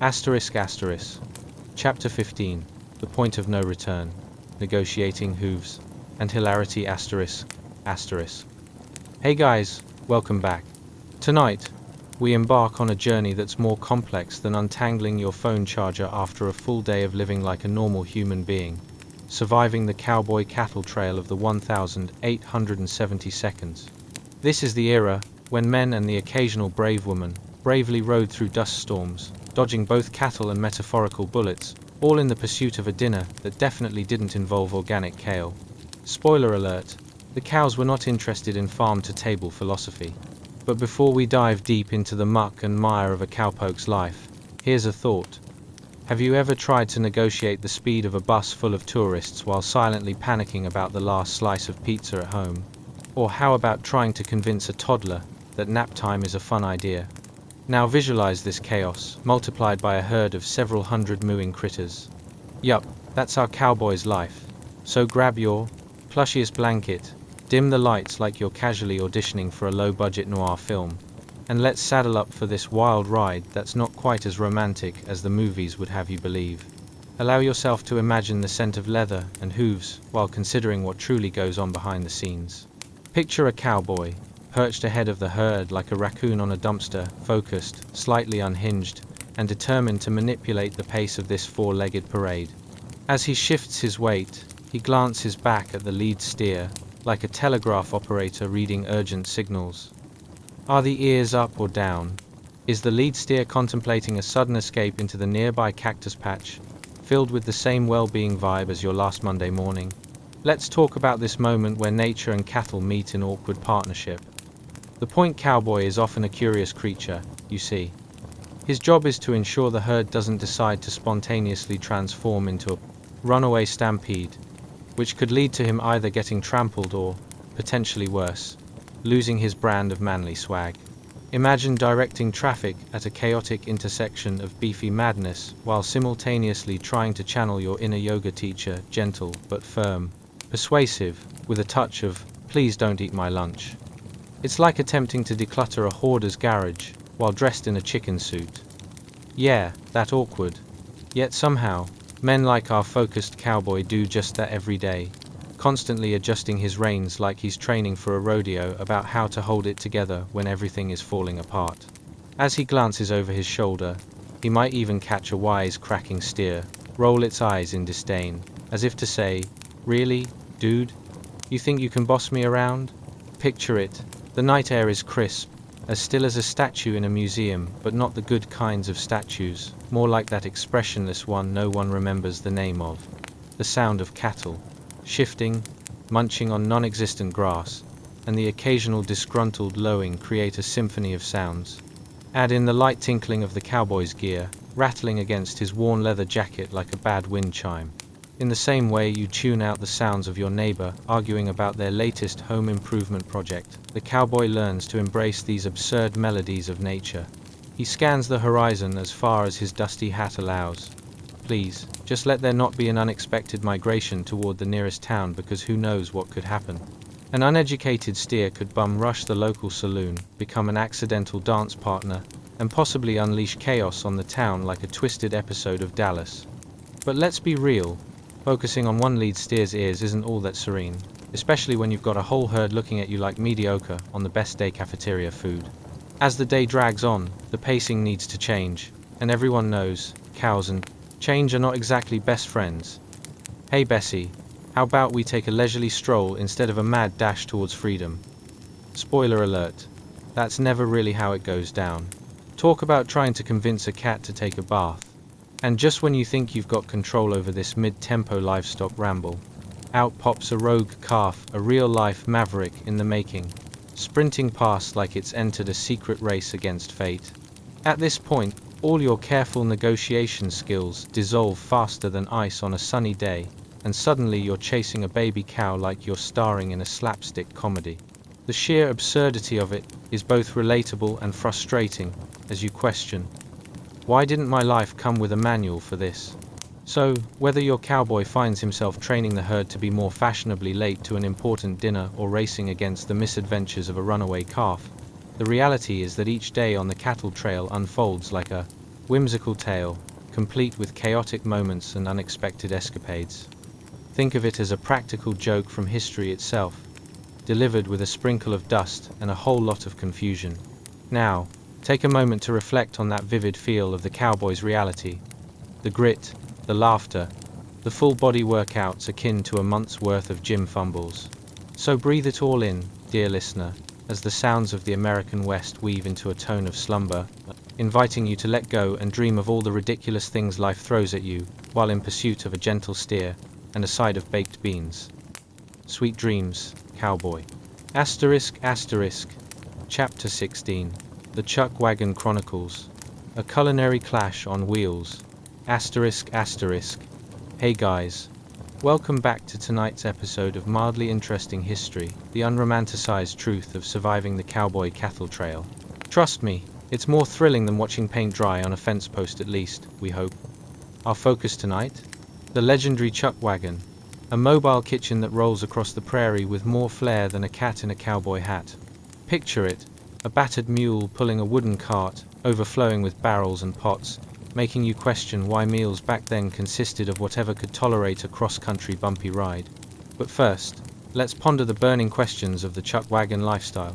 Have you ever found yourself desperate for a snack while stuck in traffic behind a notoriously slow-moving vehicle? Or have you felt the existential horror of burnt toast while trying to impress a brunch date? Now, imagine a Chuck Wagon churning out meals in the blazing sun while the aroma of beans competes with the earthy scent of cattle. Welcome to Meal Prep 1872 style. Congratulations, you've just been whisked away to the expansive prairies of the American West in the year 1870. And somewhere, meandering through this magnificent blend of dust and sweat, is Cookie, the self-proclaimed overlord of the Chuck Wagon, guarding his treasure like a grumpy dragon on a diet. With his coal-black apron tied snugly around his waist and a permanent frown etched deeper than a cartographer's best work, Cookie is the guy who's convinced everyone that his sourdough is the elixir of life. Now, let's take a moment to imagine Cookie. He's not your typical four-star chef, more like your cranky uncle who makes a mean chili but holds a grudge against all vegetables. You know, the type always insisting that this is how we used to do it, while this how includes way too many beans and chilled biscuits that could double as doorstops. As the Chuck Wagon rolls over the uneven terrain, it rattles like a band of misfit maracas, causing everyone in the vicinity to question their life choices. The melodious creaking is only occasionally interrupted by Cookie's battle cries. Watch it, you knuckleheads. That flour doesn't grow on trees. Yes, Cookie takes his kitchen kingdom seriously, even if it does wobble more than a toddler on roller skates. Inside the Chuck Wagon, the aroma of beans fills the air like a distant whisper, neither inviting nor revolting, but somewhere comfortably in between. When you open the wagon's doors, a cloud of something resembling flowered humidity greets you, as if the wagon itself is beckoning. Welcome to the culinary adventure. We have frankly no idea what you're in for. Let's paint this scene a bit better. The rough-cut wooden shelves house barrels of flour, beans, and that coveted sourdough starter, which many considered the trail's greatest treasure. Ever had a mystery condiment you weren't sure was from last month's barbecue? That's the kind of faith you need to have in this sourdough starter. Is it alive? Probably. Is it growing into something sentient? Most definitely. But when hunger calls, few questions remain.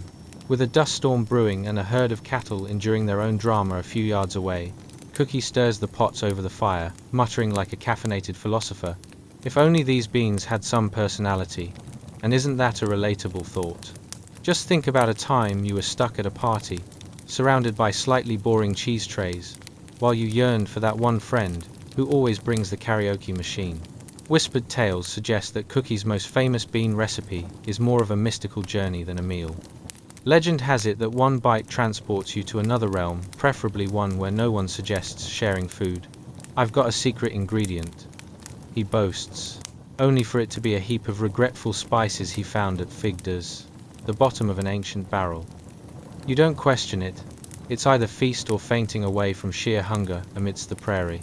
Suddenly, the tranquility of cooking is interrupted by the infamous trials of trail life cattle issues, rogue bull activity, or a surprise visit from a swarm of curious prairie dogs. No one's quite sure what they want, but they all seem oddly determined about getting into Cookie's stash of beans. "Hey, scram! This isn't a buffet," he yells, wielding a wooden spoon like a knight defending his castle. You can almost taste the drama. And as Cookie wrestles with both cattle and critters, you might feel a surge of empathy for this culinary warrior. Who among us hasn't dealt with unruly house guests, or sustained a stubborn DIY project while balancing a half-eaten pizza? Everyone plays double duty in this hustle. In the distance, a calf chooses this moment to frolic into the Chuck Wagon vicinity, clearly convinced that ditching its herd is a Great idea. It races toward Cookie, thinking, oh, a large pot. Sounds like prime grazing territory. Now, if it were a sitcom, this moment would be the amusing blooper reel. Cookie, the angry chef chasing a rogue calf, while brandishing a spatula. Picture it, the culinary chaos, the half-dusted trail, and a blustery gust of wind sending flour clouds around like nature's own whiteout condition. And just like that, you're reminded of your own chaotic days, whether it's losing track of ingredients during a family dinner or maybe simply trying to wrangle a recipe that seems more akin to mad scientist's notes. Life, both in the 1,870 seconds and today, often feels like a dance between calamity and culinary creations. So, as the chuck wagon sways in the gentle prairie breeze, you can't help but cherish the absurdity of Cookie's existence, a life filled with potential catastrophe, yet serving up beans with unyielding style. Because after all, you can't spell survival without a side of humor. And with that colorful reckoning, let yourself drift into a peaceful slumber, comforted by the thought that even the most chaotic kitchen can serve up comfort. Wherever you find yourself, be it in a chuck wagon or your modern abode, means no more unpacking life's flavors, one mishap at a time. Sweet dreams, dear listener. ***. Chapter 17, Sips of Survival. The Cowboy Coffee Chronicles, ***. Hey guys. Welcome back to tonight's episode of Time's mildly interesting history, the unromanticized truth of surviving the cowboy cattle trail, * tonight. We're diving head first, or perhaps face first, into a barrel of beans, into something hotter than a prairie midday sun, the battle for caffeine in the rough and tumble world of the cowboy. Picture yourself in the 1,870 seconds, struggling over the stringent 6-hour debate of whether to gamble on coffee or to stick with something mysterious, like that stew from last week. Now, before we saddle up for this wild ride, let's ponder the vexing questions swirling around this time period. How does one even manage to brew a cup of coffee with limited supplies and a rickety chuck wagon that seems more like a runaway jalopy than a kitchen? Ever tried breaking open a tin can with nothing but a rusty nail and a pessimism that rivals the weather forecast? And what about that coffee? Does it have more personality than the last 5 people you dated or less? Isn't it surreal how one moment you're enjoying a cozy cafe and the next you're on the range, risking dental emergencies with a drink that tastes like burnt rubber? Congratulations. You've just woken up in the year 1870, somewhere in the heart of Texas with dust motes dancing in the air and also on your breakfast griddle. Just beyond the horizon, cattle trot like they're auditioning for Time's America's Got Talent, * and you, dear listener, are part of this chaos, complete with a dented, blackened tin mug in your hand and coffee that could probably double as motor oil. Now, let's sip this succulent history. You find yourself sitting around a hastily constructed fire, surrounded by a choir of grumpy cowboys with more scruff than skin. Picture yourself holding a mug filled with thick, bitter coffee that looks suspiciously like a small-scale oil spill. It's an acquired taste, kind of like skydiving or eating a ghost pepper. Thrilling, yet fraught with regret. As you hold that trusty tin mug, you can't help but marvel at the sheer determination of the cowboy who brewed it, a fellow named Slim, whose idea of a gourmet coffee was mixing yesterday's grounds with fresh prairie dust. You may wonder why he doesn't just enjoy a quieter existence on a bar stool in some saloon, sipping something sweet and sticky. But that's the mystery of the Wild West. Every sip from this mud-like concoction tells a story. You can taste the dust of the trail, the charred muck from the makeshift grill, and a hint of desperation like the last pair of clean socks after laundry day. The coffee's bitterness is reminiscent of the far less pleasant parts of life. The endless long rides, the sore backs, and of course, nearly stepping in something that could potentially ruin your boots for good. You know what I mean. It's like that last piece of avocado toast that always tastes too ripe. As the sun shows off its golden prowess on the horizon, you feel the warmth of the campfire battling the chill that creeps in with the dusk. Slim grumbles as he cradles his own mug, signaling an overwhelming disagreement with the idea that this coffee might just keep him alive for another few hours. You gotta drink till you're practically alive from the waist up. He slurs through a mustache that seems to house entire ecosystems. Can you imagine that? The morning ritual of filling your mug with something so strong. It could probably wake the dead, or at least the cowboy who just stumbled out of his tent looking like he wrestled an angry armadillo. Ever had a morning where you wish you could just blend in with the pillows and not face the world? These cowboys practically lived that life, dragging themselves from their sleep of questionable quality, fueled by this tragic elixir. As the coffee warms your hands, you notice the prairie's vast silence. Well, semi-silence. It's juxtaposed with the steadfast chewing of a nearby cow, whose thoughts you can almost hear. Why am I part of this circus? It's the kind of deep philosophical pondering one tends to engage in when the closest thing resembling a brunch is a heap of baked beans served on the same plate as your last bad decision. The ambiance is serene until one brave cowboy, let's call him Hank, tries to express his enthusiasm for this coffee concoction with more vigor than precision, inadvertently sending a splash right onto his shirt. Cue a collective stifled chuckle from the other cowboys, whose laughter dances in the air like a mischievous breeze. That splash could very well be the first official attempt at a Wild West fashion statement. The cowboy chic, which consists largely of dirt and burnt coffee stains. And now, whilst you're being serenaded by the moos and squeaks of the cattle flitting about, you can't help but feel a warm cocoon of camaraderie envelop you like an awkward, a hug from your third cousin. Maybe the coffee isn't just about survival, it's a lifeline, a secret handshake among brothers of the prairie.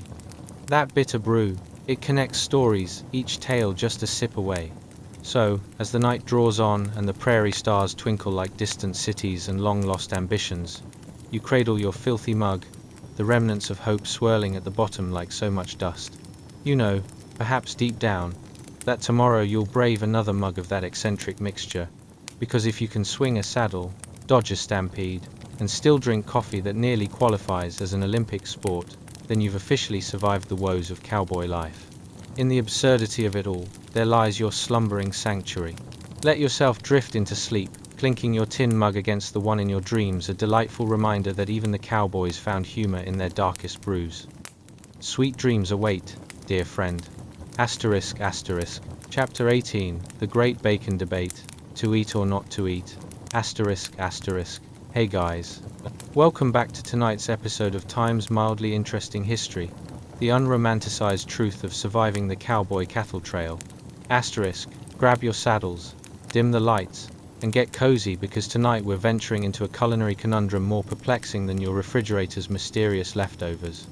Ever stand at the brink of a decision like choosing between a questionable taco from last week and the last slice of pizza, both echoing in your memory as past meals gone awry? Welcome to the Wild West, where bacon is about to become your best frenemy. But before we sculpt our dream life out of sizzling ham, let me ask you, have you ever sniffed something you've cooked, inhaled deeply, and consciously avoided eye contact with anyone else in the room? Or perhaps you've stared at a puddle of grease and thought, does this add flavor, or is it just signaling collective doom? You are not alone, the friend, the cowboys of the 1,870 seconds were mastering this art while swatting away flies that thought they belonged on the menu. So let's saddle up and dive into the delectable horrors awaiting our brave cowboy in this tale. Congratulations, you've just woken up in 1870, right in the heart of Texas, where the only thing that smells worse than the 100 head of cattle nearby is your breakfast. Now, in front of you stands a barrel. This isn't your standard fishy pickle barrel. Oh no. This one is a grease-laden treasure of salted bacon. The true dilemma lies within. Is it edible, or simply a biography on the dangers of improper food storage? As you ponder the prospects, a gentle breeze carries the scent of sun-baked earth and, well, let's just say whatever it is, it's not great. The barrel looms in front of you, each layer of grease a historical testament to the accumulated wisdom of cowboys who once stared down similar culinary challenges. With a wary sigh, you lean over to get a whiff of that precious breakfast meat, your nose crinkling like a startled cow seeing its own reflection. The salted bacon stares back up at you, gleaming in the early morning sun like a dubious award for most likely to make you regret life choices. Your mind starts to wander. Do you really want to risk food poisoning in this desolate expanse? Take a sip of your now cool coffee, reminiscent of a muddy stream, and weigh your options. You'd have better chances of decorating your own Pinterest page devoted to household hacks, or, perhaps, turd art, than figuring out the state of this bacon. While most mornings consist of careful deliberation over cold cereal, which in itself was a quirky modern-day phenomenon, these cowboys were playing food roulette. You find yourself caught in a curious thought spiral akin to contemplating whether your socks have enough stretch to tolerate 3 more days of wear. Ever wonder if your cereal could survive a week in a barrel? These cowboys certainly did. As you lift the grease-laden lid, a waft of smells assaults you, a mixture of salty despair and a life lived on the move. The bacon looks like it's been through a romantic saga of dubious relationship decisions and questionable life choices, yet a great cowboy knows that the charms of salt can do wonders. Your eyes watch the grease glisten like a mirage, a beautiful illusion of nourishment that might just lead to more cattle rustling in the near future. Finally, the moment has come. You feel like a contestant on a well-known survival show, facing a feast or famine situation that would perplex even the toughest judge on a reality competition. Balancing on the edge of ignorance and bravery, you scoop up a piece of bacon, debating whether this is, in fact, the world's oldest snack or just an invitation to bedlam. As you chew cautiously, you realize that the texture is somewhere between slightly alarming and surprisingly savory. It's a thrilling experience, akin to wearing last season's fashion trends. Nobody quite knows why it looks okay, but here you are, living dangerously. Is it best described as aged to perfection, or aged to possible regret? You might never find out, yet here you remain, munching down like a hero of culinary chaos. Little did you know, this nibble could lead to hours spent rolling on the ground with stomach pains worse than negotiating with a stubborn steer. But isn't that the fun of it all? The audible crunch of bacon mirrors your deepest fears. Every bite is an echo from the past, waging war against the air itself. Audacity takes a new form when you bite into a strip of bacon you just pray hasn't been haunting the barrel since the last cattle drive. With the first few chewable seconds still being a gamble, that salty strip begins to sink in like a well-intended party host, usable but not entirely reliable. You may feel lost in a cyclone of flavors, interwoven with the scents and chaos of prairie life. Each piece of bacon becomes a metaphor for risk and reward, a testament to a cowboy's grueling existence and his unwavering commitment to survive, or perhaps exploit a culinary crisis. And as the sun rises higher, casting shadows like old friends on the prairie, the notion of a breakfast that wields both hunger and hilarity wraps around you like the heat from that campfire you wish your coffee was closer to. You drop the last bits of greasy bacon, wondering if you've crossed the line from cowboy to legend. But one fact stays true. Out here, it takes guts and questionable life choices to make breakfast. So, as you contemplate your daring choices against a backdrop of sprawling grasslands and the occasional move from your four-legged companions, you reflect on the absurdity of cowboy life. The success of surviving on bacon from a barrel coated in grease tells more tales than any campfire story ever could. Embrace the whimsy of the Wild West, dear friend, and let those bacon-induced thoughts dance you into the embrace of slumber. For the true cowboy knows, it's not just about surviving, it's about savoring every moment, even when it's giggle-inducingly questionable. Sweet dreams await, seasoned with a hint of mischief. Asterisk, Chapter 19, Stew on the Prairie. A culinary revelation. Asterisk. Hey guys. Welcome back to tonight's episode of Time's mildly interesting history. The unromanticized truth of surviving the cowboy cattle trail. Asterisk. Grab your saddles, dim the lights, and get cozy because tonight we're diving headfirst into a bubbling pot of historical hilarity, simmering over a fire kindled by questionable life choices. Imagine a stew that smells like a combination of gym socks and misplaced ambition. Intrigued? You should be, because we're about to meet Cookie, the toothless culinary wizard of the cattle trail. Picture a kitchen that's 1 part rustic log cabin and 3 parts open air, where every meal is a survival celebration peppered with just a hint of existential dread, a little like ordering takeout from that sketchy place down the block, only with a lot more dust. Have you ever looked at your fridge and wondered how many days it has been since you last bought groceries? Well, Imagine being 8 days into a cattle drive with nothing but a kettle and a vague idea of what goes into an edible stew. Would you consider engineering a feast with a variety of leftovers that even the fridge gods would have questioned? Welcome to the Wild West.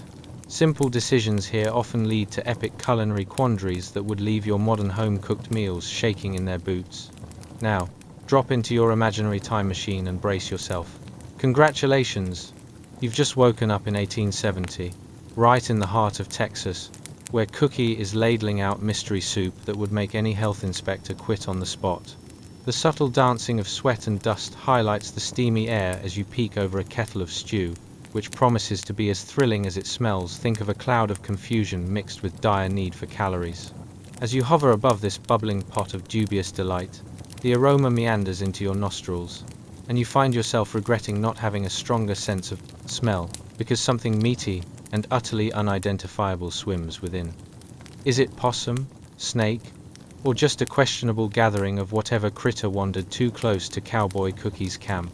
It's like a game show contestant starkly aware that they might not survive to the next round of eliminations. Tonight's special is whatever we managed to catch. And it was not paying rent, that much is certain. Oh, but don't worry. Underneath that layer of anxiety lies a little hope. Every cowboy knows the real secret. You can survive almost anything with a generous sprinkle of salt and bravado. Cookie, with his toothy grin, toothless grin, now stands proudly by the cooking fire. A human embodiment of what doesn't kill you makes you stronger. He might also be saying, whatever it was, has been sufficiently cooked to be almost edible. You watch as he expertly ladles soup into tin cups that have seen more adventures than most of us will ever experience. The color scheme has a certain earthiness to it, reminiscent of a muddy creek on a particularly dry summer day. Is that a potato? Oh no, friends, it's possibly a carrot masquerading as one growing their own identity crisis right before your puzzled eyes. Ever played a food guessing game, only to realize the answers lie beyond the comfort versus fear spectrum of taste? Well, here, you're all in. The stew takes center stage like a reluctant performer at a talent show, desperately wishing for an early exit. Perhaps it tastes like the love child of a stamped postal service form and a foot that's never seen a pedicure.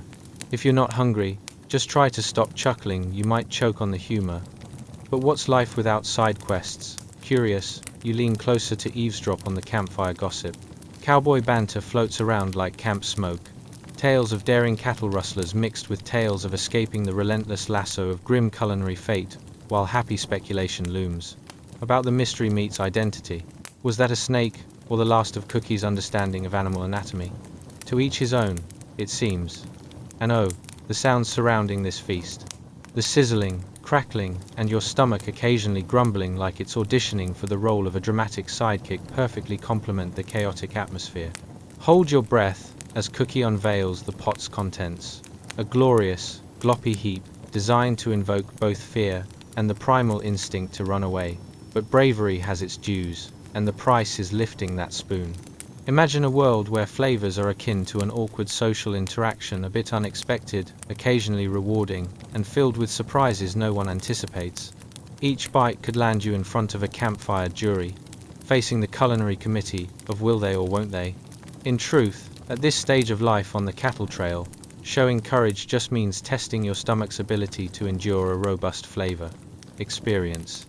It's like roller coastering through a local taco truck while holding your breath. Eventually, the cowboy adage rings true. Any meal shared is a good meal, even if it's more adventurous than appetizing.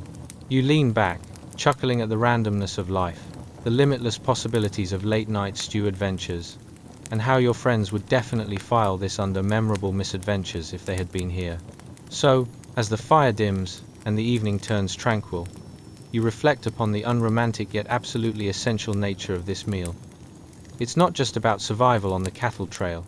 It's about embracing the culinary chaos that comes along for the ride, every slurp and every mystery bite, telling a story that connects you to the audacious heart of a cowboy's journey under the vast Texas sky. Cozy up, dear friend, and let those chuckles send you into slumber, where breakfast adventures await you next. ***. Chapter 20. the cattle stampede. A symphony of hooves and hysteria asterisk. Hey guys, welcome back to tonight's episode of Time's mildly interesting history, the unromanticized truth of surviving the cowboy cattle trail. Asterisk, dim the lights, put on a fan, and settle in, because we're about to take a ride through the wild, Wild West, where the only thing more unpredictable than the weather is a herd of longhorns and the cowboys trying to corral them. Imagine yourself, not unlike a modern-day commuter stuck in morning traffic, only instead of honking horns and road rage, you're surrounded by the booming thunder of 2,000 longhorns galloping across the plains, their hooves pounding the earth like miniature earthquakes. Yes, you heard that right. No latte in hand, just a mixture of dirt, sweat, and adrenaline coursing through your veins. Feeling relaxed yet? Have you ever been late to a meeting where you had to sprint through the door, desperately trying to look composed while secretly hoping nobody noticed the coffee stain on your shirt? Well, allow me to introduce you to the cowboys of the 1,870 seconds, who are about to experience a stampede that could rival any caffeinated catastrophe. Picture them waving their hats around like it's an impromptu dance party, all while hoping that the herd doesn't trample them into the nearest prairie pancake. Now, close your eyes and envision a chaotic scene. It's just before dawn, darker than your most questionable decisions on a Saturday night. The chill bites at your skin, but you're too busy wondering how on earth you're going to make sense of this motley crew of cattle and cowboys. Congratulations! You've just been dropped into the heart of Texas in 1870, where it turns out cowboys didn't just rope cattle. They also had some fascinating and sometimes hilarious strategies for navigating sheer pandemonium. Let's talk about the noise. It's an unholy fusion of frantic shouts, grunts, and the cacophonous sound of a stampede that would make a rock concert sound like a lovely symphony. Add the unsettling, brassy mooing of agitated longhorns determined to go wherever they please, and you've got yourself a recipe for pure, unfiltered chaos. It's like trying to calm a toddler who's just seen a balloon animal at a birthday party. Good luck competing with the excitement and, oh yes, the inevitable mess. You breathe in deeply, trying to identify the aroma sweeping over you. Is it the sweet scent of adventure? Or maybe it's just a blend of dust, sweat, and you guessed it, more dust. Think about it. If you were to bottle this moment and sell it as a new fragrance, it would be called Eau de Cowboy, the scent of slight panic. In the midst of this mayhem, picture a group of cowboys who look slicker than a bar of soap on an oil slick. They ride recklessly, hats flopping in the wind, hollering epithets like modern-day motivational quotes gone wrong. We'll show him what for. Sounds grand, but in reality, it's the cowboy equivalent of, hold my beer, I can make this worse. Now, let's be real. If you've ever played a game of keep away in your childhood, you know the feelings of panic and desperation. Imagine that game stretched out across hundreds of acres, with 2,000 angry longhorns at the center of the chaos. Every cowboy is desperately trying to turn the herd into a spiral, but instead it resembles a spiral staircase leading straight into madness. Is it a strategy or just wishful thinking? Spoiler alert, it's definitely the latter. As the dust whips around you like a tornado made of cotton candy, you suddenly question whether the cowboys have confused cattle herding with interpretive dance. One moment they're aimed at the front of the herd, hats waving like flags in a barbecue, and the next, they're tossed aside as the stampede picks a new path towards the nearest watering hole. Surprise! The herd has a different agenda today, and if you're caught in the mix, consider yourself part of the entertainment. There's a certain irony to it all. You're watching the cowboys' attempts to control an uncontrollable force, like herding cats, but, with a much larger hoof to cattle ratio. And now you're realizing that cattle and cowboys might have more in common than you thought. Both seem equally uncertain about where they're headed, relying on instinct and a sprinkle of confusion to guide them. Amidst the chaos, a mental image of a cowboy clutching his hat for dear life brings a grin to your face. Imagine him bobbing around in that sea of chaos, like an inflatable pool toy caught in a riptide. You can almost hear him squeal, "I'm gonna need a bigger hat." As the night settles and the dust begins to clear, you reflect on the day's wild antics and the sheer absurdity of trying to force thousands of massive creatures into a coherent game plan. You chuckle softly, knowing that in the grand, tapestry of history. The truth might not always be glamorous, but it's undeniably rich with moments that leave a smile on your face. So, as you slip into a peaceful slumber, might you dream of chaos on the cattle trail, where each stampede is a glorious reminder that even the most unromanticized slices of history are ripe for laughter and absurdity, as long as you're willing to ride the wave or shorter, a bucking bronco. Sweet dreams. Chapter 21. The Cattle River Rumble. A wet and wild adventure. Hey guys. Welcome back to today's electrifying episode of Time's mildly interesting history, the unromanticized truth of surviving the cowboy cattle trail. Picture this. It's hot, it's sticky, and you find yourself standing in the middle of a chaotic cattle drive, though your current travel is more like an extreme sport than a leisurely jaunt. Imagine for a moment you're a cowboy who's just stepped into the muddy boots of the 1,870 seconds. Faced with a wide river so full of cattle and confusion that it might as well be an aquatic dance party. Can you feel the tension? It's thicker than a Texas steak, and trust me, you're about to be shoulder deep in it. Now, before we dive in, I have some questions for you. Have you ever attempted to juggle while riding a unicycle over a tightrope, only to realize halfway through that you're probably going to end up knee-deep in the mud? How about trying to convince a group of toddlers to share a single cookie? Or perhaps you've found yourself in a company meeting where everyone seems to ignore your brilliant idea as if it were a rogue cow at the cattle drive, just wandering away into the sunset. Forget all that, this will be even more chaotic. Congratulations, you've just woken up in 1870, trying to navigate the life of a cowboy amidst stampeding cattle and unpredictable rivers. And, oh boy, do we have some stories to wade through. Let's talk about the setting. Picture a riverbank, long enough to make even your most patient great-uncle sigh in disbelief. Mud is squelching underfoot, your trusty steed looks at you as if to say, "Really? We have to do this again?" The air is heavy with the smells of sweat, dust, and that distinct, unmistakable aroma that can only be described as eau de cow, a fragrant journey through the ages. If you could bottle it and sell it, Cowboy, the scent of slight anxiety, would probably be a bestseller. At the river's edge, you observe an unruly mass of cattle clustered together, mooing like a disgruntled mob. Ever attempted to break up a group of angry cats? Now extrapolate that to 2,000 longhorns packed together, and you've got a scene that would make even the most seasoned crowd control officer break into a cold sweat. You watch as a lone hat floats downriver, a silent witness to the madness, possibly belonging to a cowboy who figured making a quick getaway was preferable to the chaos ahead.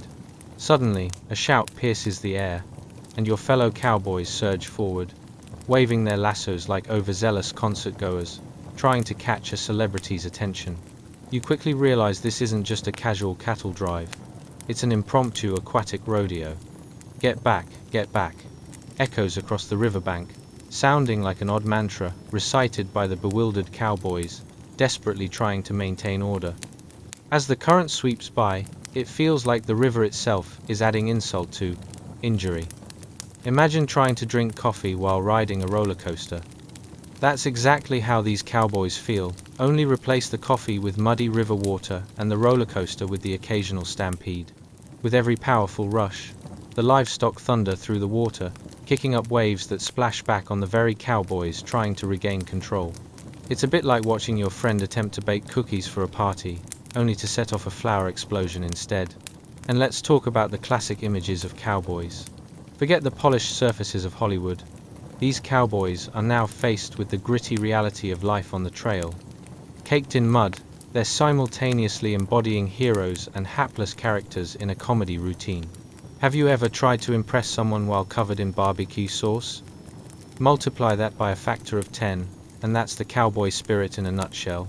Hats might be flying left and right, each one a symbol of daring fate, or perhaps a reminder of just how close these cowboys have come to becoming soggy cardboard cutouts. Now, as the water churns, the dilemma of transportation arises. Do you let the cattle float, or try to guide them through the messy waters as if leading a toddler away from a candy store? Spoiler alert, toddlers are easier to manage. Each steer seems to have its own agenda, like a group of children sprinting toward playground equipment, completely disregarding adult authority. The combination of cattle, cowboys, and a raucous river creates an atmosphere thick enough to cut with a knife, or at least with a very sturdy machete.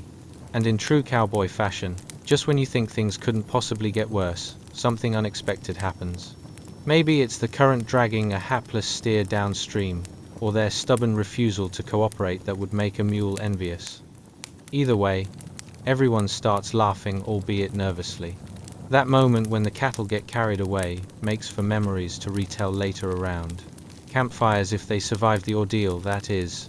Tales of a hat, once upon a time a proud symbol, now a defeated beanie drifting away, become legends, morphing into the great hat apocalypse of '70. As the sun sets and the chaos dwindles, you're left with the memories of a day spent not just corralling cows, but also navigating the wild currents of human folly. You chuckle as you wash off the mud, grateful for the absurdity that is history. In the grand sweep of time, you realize that while the cattle trails may not have been glamorous, they were filled with moments rich in humor, survival, and just a pinch of craziness. So, as you drift off to sleep, may your dreams carry echoes of the river rumble, the laughter of the cowboys, and a profound realization. Sometimes, the best stories, like a bunch of wandering longhorns, are those that come when you least expect them. Asterisk, asterisk. Chapter 22. The Cowpoke's Cold Night. A Blanket of Regret. Asterisk, asterisk. Hey guys. Welcome back to today's episode of Time's Mildly Interesting History. The unromanticized truth of surviving the cowboy cattle trail. Asterisk tonight. We're diving into something chillier than a snowman's awkward family reunion. Imagine a miserable cowboy, wrapped in nothing but a threadbare blanket, huddling closer to a dying campfire, bright-eyed and frozen-toed, as he contemplates the choices that led him to this moment. Now, before we gallop into the wild, perhaps with a touch less elegance than a caffeinated horse, I have to ask, have you ever experienced a camping trip gone horribly wrong? Maybe you found yourself under the stars snuggling with your own regrets and realizing that even your sleeping bag wasn't enough to ward off the chill. Or have you ever opened an IKEA box to assemble a simple chair and somehow ended up with a modern art sculpture that could double as a medieval torture device? If yes, strap. This is going to feel weirdly familiar. So, let's dim the lights, crank up the fan, and get cozy. Picture this. The year is 1870. You've just woken up, not in your warm, comfy bed, but in a frigid, dusty camp, under a sky that looks like it could drop snow at any moment. Congratulations, you are now one of the brave souls navigating the wild and crazy world of cowboying. Spoiler alert, it's not as glamorous as the movies make it seem. You hunker down by the campfire, the flames casting feeble shadows that dance around your equally feeble hopes for the night. The fire sputters like a bad old-timey joke, leaving you to contemplate the misfortunes of the day like if it was worth battling the bitter wind to roast slightly questionable beans over an open flame. The warmth from the crackling fire provides you with the soothing comfort equivalent to a lukewarm bath, which is to say, it's nice, but hardly a lifesaver. The temperature is dropping faster than your chances of winning the Most Cozy Cowboy Award. You pull up your blanket, a glorious relic that has seen better days and might have even survived a few unfortunate encounters with the family dog, but it's less snug as a bug in a rug and more draped like a sad tortilla over an undercooked burrito. There's not a lot of insulation here, folks, but hey, at least there's a smattering of starlight above you, which is pretty much the only form of natural light you're likely to have until dawn arrives. Every gust of wind feels like an icy slap to the face, leaving you wondering if a chicken was involved in a game of Tetris with the weather because it's seriously messed up here. And just when you think it can't get worse, a certain rodent, who is absolutely not in the mood for your frozen self-pity, scuttles past. Oh yes, that's right, your blanket isn't the only thing keeping you company tonight. Rodents have also flagged this spot as prime real estate for any aspiring tiny acrobats. Suddenly, you hear the sound of hooves crunching on frost, and it's not just your own despair that's galloping into view. Your fellow cowboys arrive, looking just as miserable and roughly as put together as you. Imagine a ragtag team of icicles armed with lassos. They gather around the dwindling fire like a sad circle of trust, sharing half-hearted attempts at humor about their day. I just tugged on a steer's leg while trying to sleep. One jokes. Turns out we both thought it was a blanket. Cue nervous laughter. It does little to warm the chill in your bones. As the fire coughs one last smoky breath, the night's true character reveals itself. The campfire becomes your best friend and worst enemy. Ever tried telling a story around a campfire while desperately clutching your knees to your chest because the only thing shielding them from frostbite is your own self-loathing? You try to conjure joy from the absurdity of nature. What are cowboys good at, besides singing and hoping for a warm meal? Contemplating their life choices on a chilly night and wondering if any of it was worth the soggy beans. Spoiler, they'd trade 100 soggy beans for a warm strawberry shortcake at this point. Around you, the landscape stretches into an imposing expanse. The stars twinkle in the dark, beautiful and bright, yet indifferent to your plight. It's like hanging out with a bunch of friends who secretly enjoy your misfortune. You stretch your blanket, wondering if this is the moment humanity peaked, or if it's just the universe pulling pranks on the likes of you. Maybe this is just the universe's way of saying, sleep tight, cowboy. And good luck getting any real sleep tonight.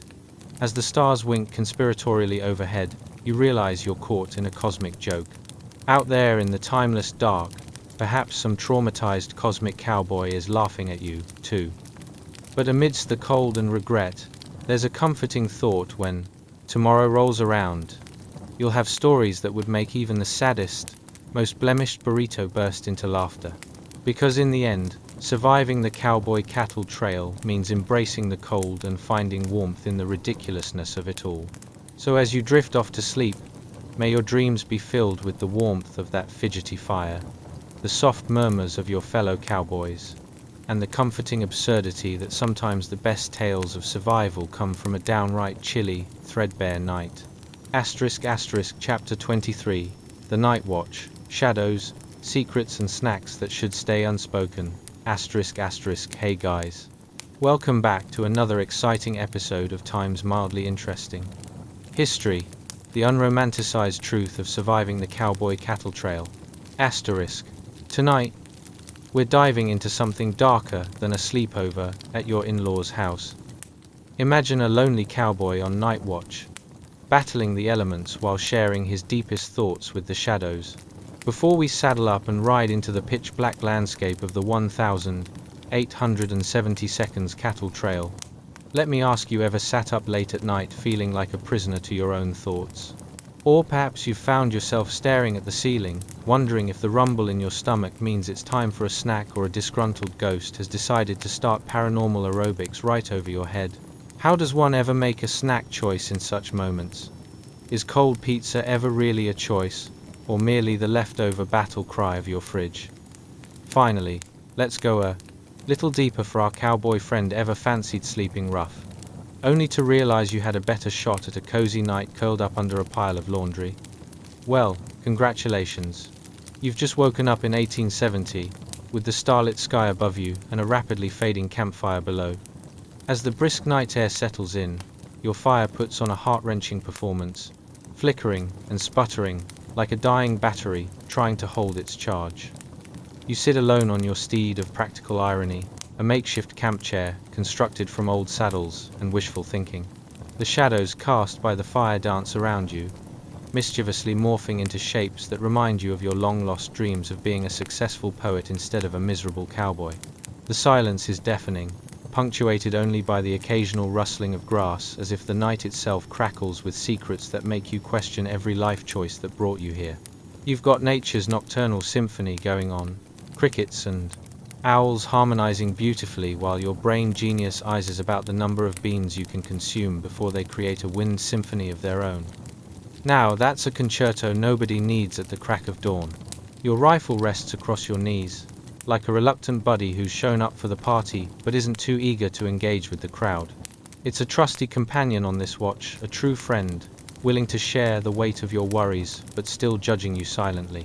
You're pretty sure that while it may save you from a herd of rustlers or outlaws, it captures every cringe-worthy moment of your solitude. Just when you think you might actually have a moment of reflective peace, a sound rattles your concentration. Hooves crunch loudly on the frost-sugar-coated ground.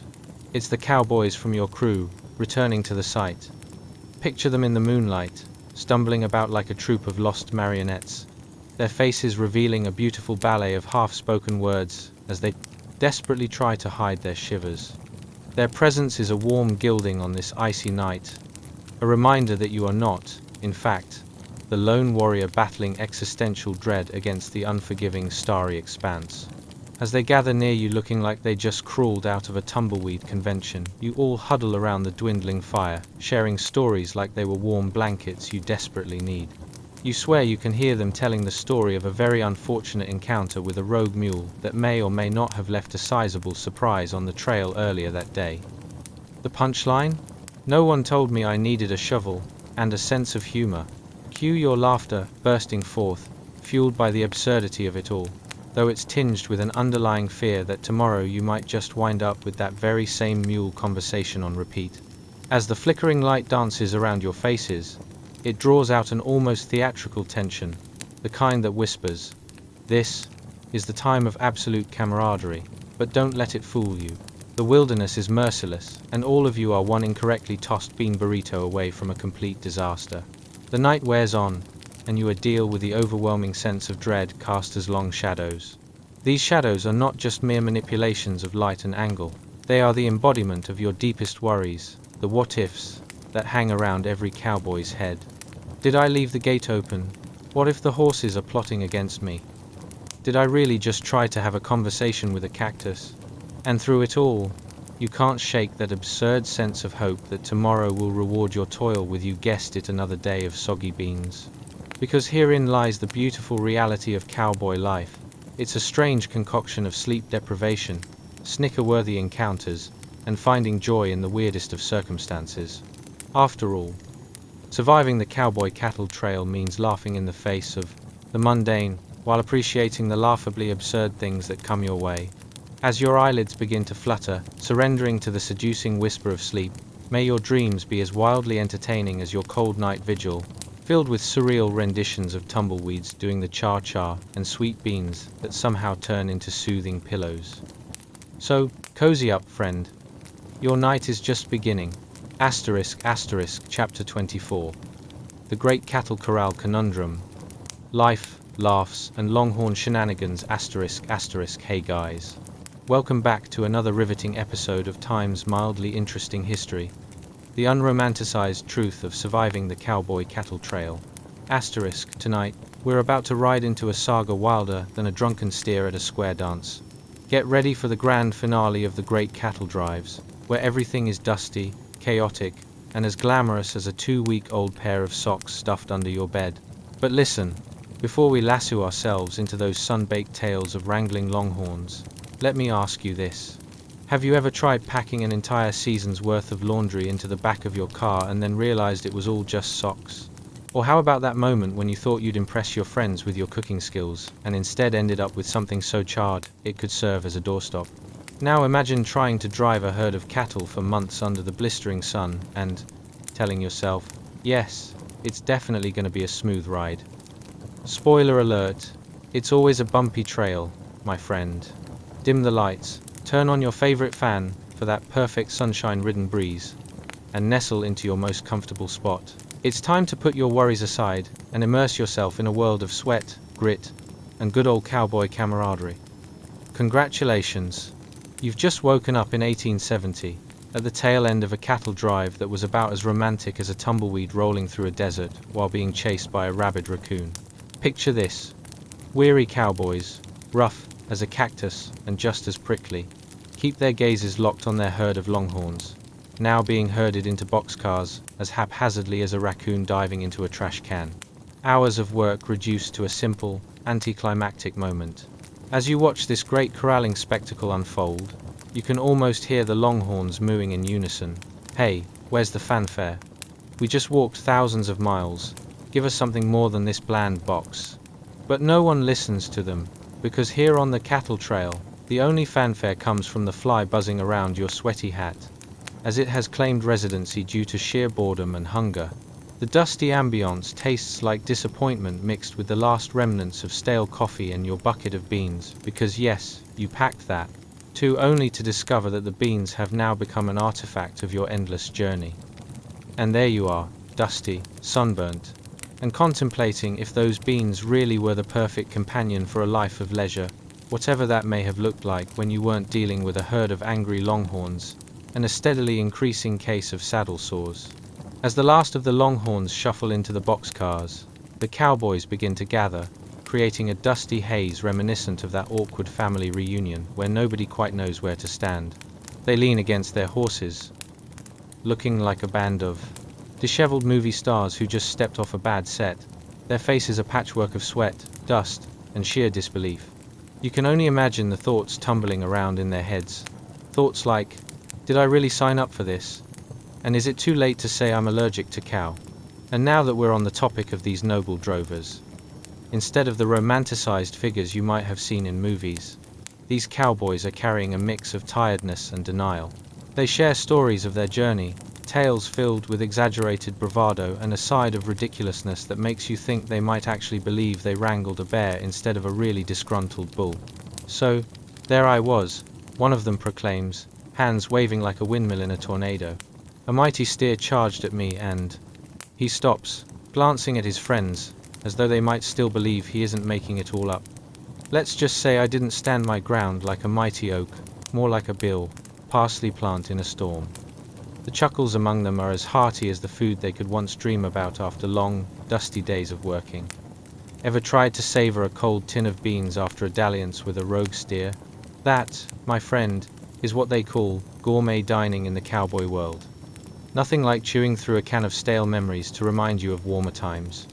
Outside of the boxcars, an echoing moo breaks the camaraderie, and a wise old longhorn seems to shake its head, as if to say, well, this was anticlimactic. The drama of thousands of miles reduces to cattle shuffle, dust, and those same endless buckets of beans. Now that's a plot twist nobody asked for. After all this, as you find yourself sipping stale coffee beside these cowboys, you can't help but chuckle at how survival hinges on shared nonsense, a sprinkle of absurdity, and a hefty dose of laughter. When the dust settles, what remains is not just a bunch of tired men but a well-earned brotherhood, bound by the ludicrous definitions of life on the cattle trail. It's about survival, stories, and the occasional laugh that springs forth amidst the chaos. So, next time you groan about your laundry, just remember those cowboys saying a silent prayer to the universe. May tomorrow's trail be softer than my pillow tonight. As sleep starts to tug at your eyelids, let the laughter of those cowboys guide you into your dreams tonight. A world where tumbleweeds tango and longhorns plot their revenge plots against boxcars. Relax, my dear friend, the history of the cowboy life awaits. Asterisk asterisk. Chapter 25. Pennies from Heaven, or the Ledger of Regret, asterisk asterisk.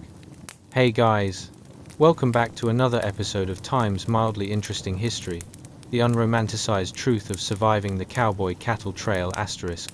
Tonight, we're blazing a trail into a world where money doesn't just talk, it whispers sadly, you barely earned me, and you're certainly about to lose me. So grab your favorite stuffed animal for emotional support, because we're heading into some financial award-winning contemplation that would make a debt collector weep.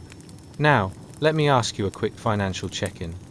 When was the last time you poured through your wallet, only to find enough change for a sad cup of gas station coffee? Ever held on to a few crumpled bills and wondered if you'd rather risk it on overpriced groceries or roll the dice at a new junk food aisle? Isn't it just delightful when your big plans come down to one question? Buy that trendy gadget that'll probably just collect dust, or maybe invest in something like food? Ah, choices. But imagine being a cowboy in 1870, where every penny is as hard to come by as solid reasoning in a reality TV show. Picture this. A calloused hand, weathered by the sun and hard days on the trail, fiddles with a few crumpled dollars, so pitifully thin you could use them to slip under the door for extra breeze. There you stand, that tumbleweed of anxiety swirling around you, contemplating whether to invest in a shiny new saddle or send those few coins home, where they'd be greeted with utter disbelief. As you squint into the blistering sun, the heat hits you like an out-of-control barbecue grill, and suddenly, the glare reveals a scene fit for a comedy of errors. You weigh your options. Should you spoil yourself with that much-needed gear, because why settle for a saddle that doesn't squeak like an old floorboard? Or relinquish your spending ambitions in noble fashion, promising to send home enough spare change to buy a week's worth of who knows what. Perhaps beans, again? Let's discuss the full cowboy survival experience, shall we? You can almost hear the gentle serenade of hungry stomachs, longing for more than a modest bowl of beans. Ever tried to impress your buddies over a campfire only to pull out more beans, turning your fire-cooked feast into an impromptu mushel called Time's Ode to the Canned Legume asterisk? And let's not even mention the taste testing that goes on. Think of it as a culinary adventure leading down a tragically uneventful path.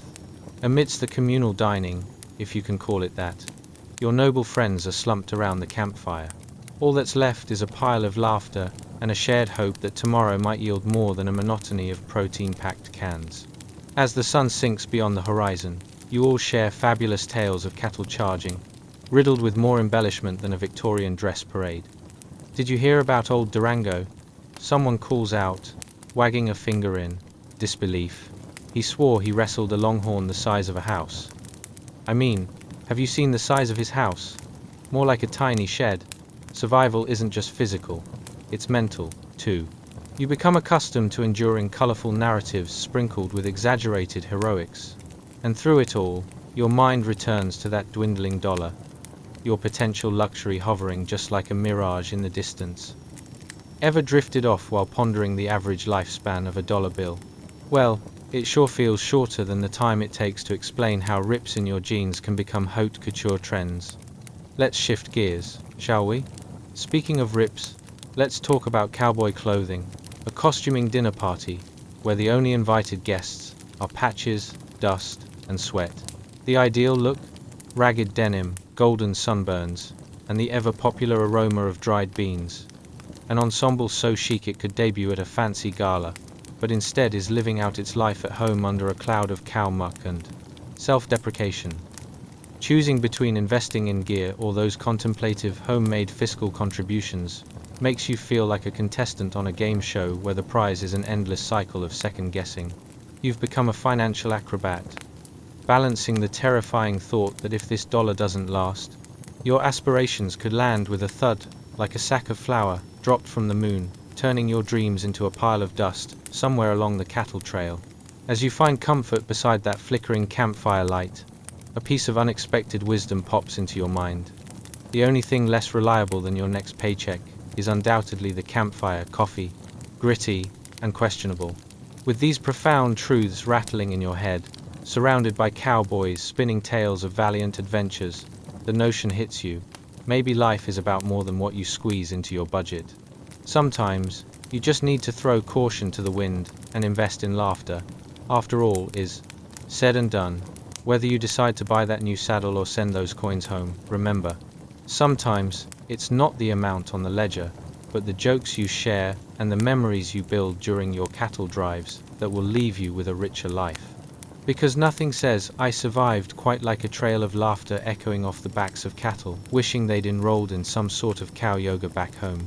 And as sleep begins to pull you gently into the night, imagine your thoughts swirling along with the dust clouds of yesteryear, where dreams of shiny gear and priceless camaraderie dance alongside you.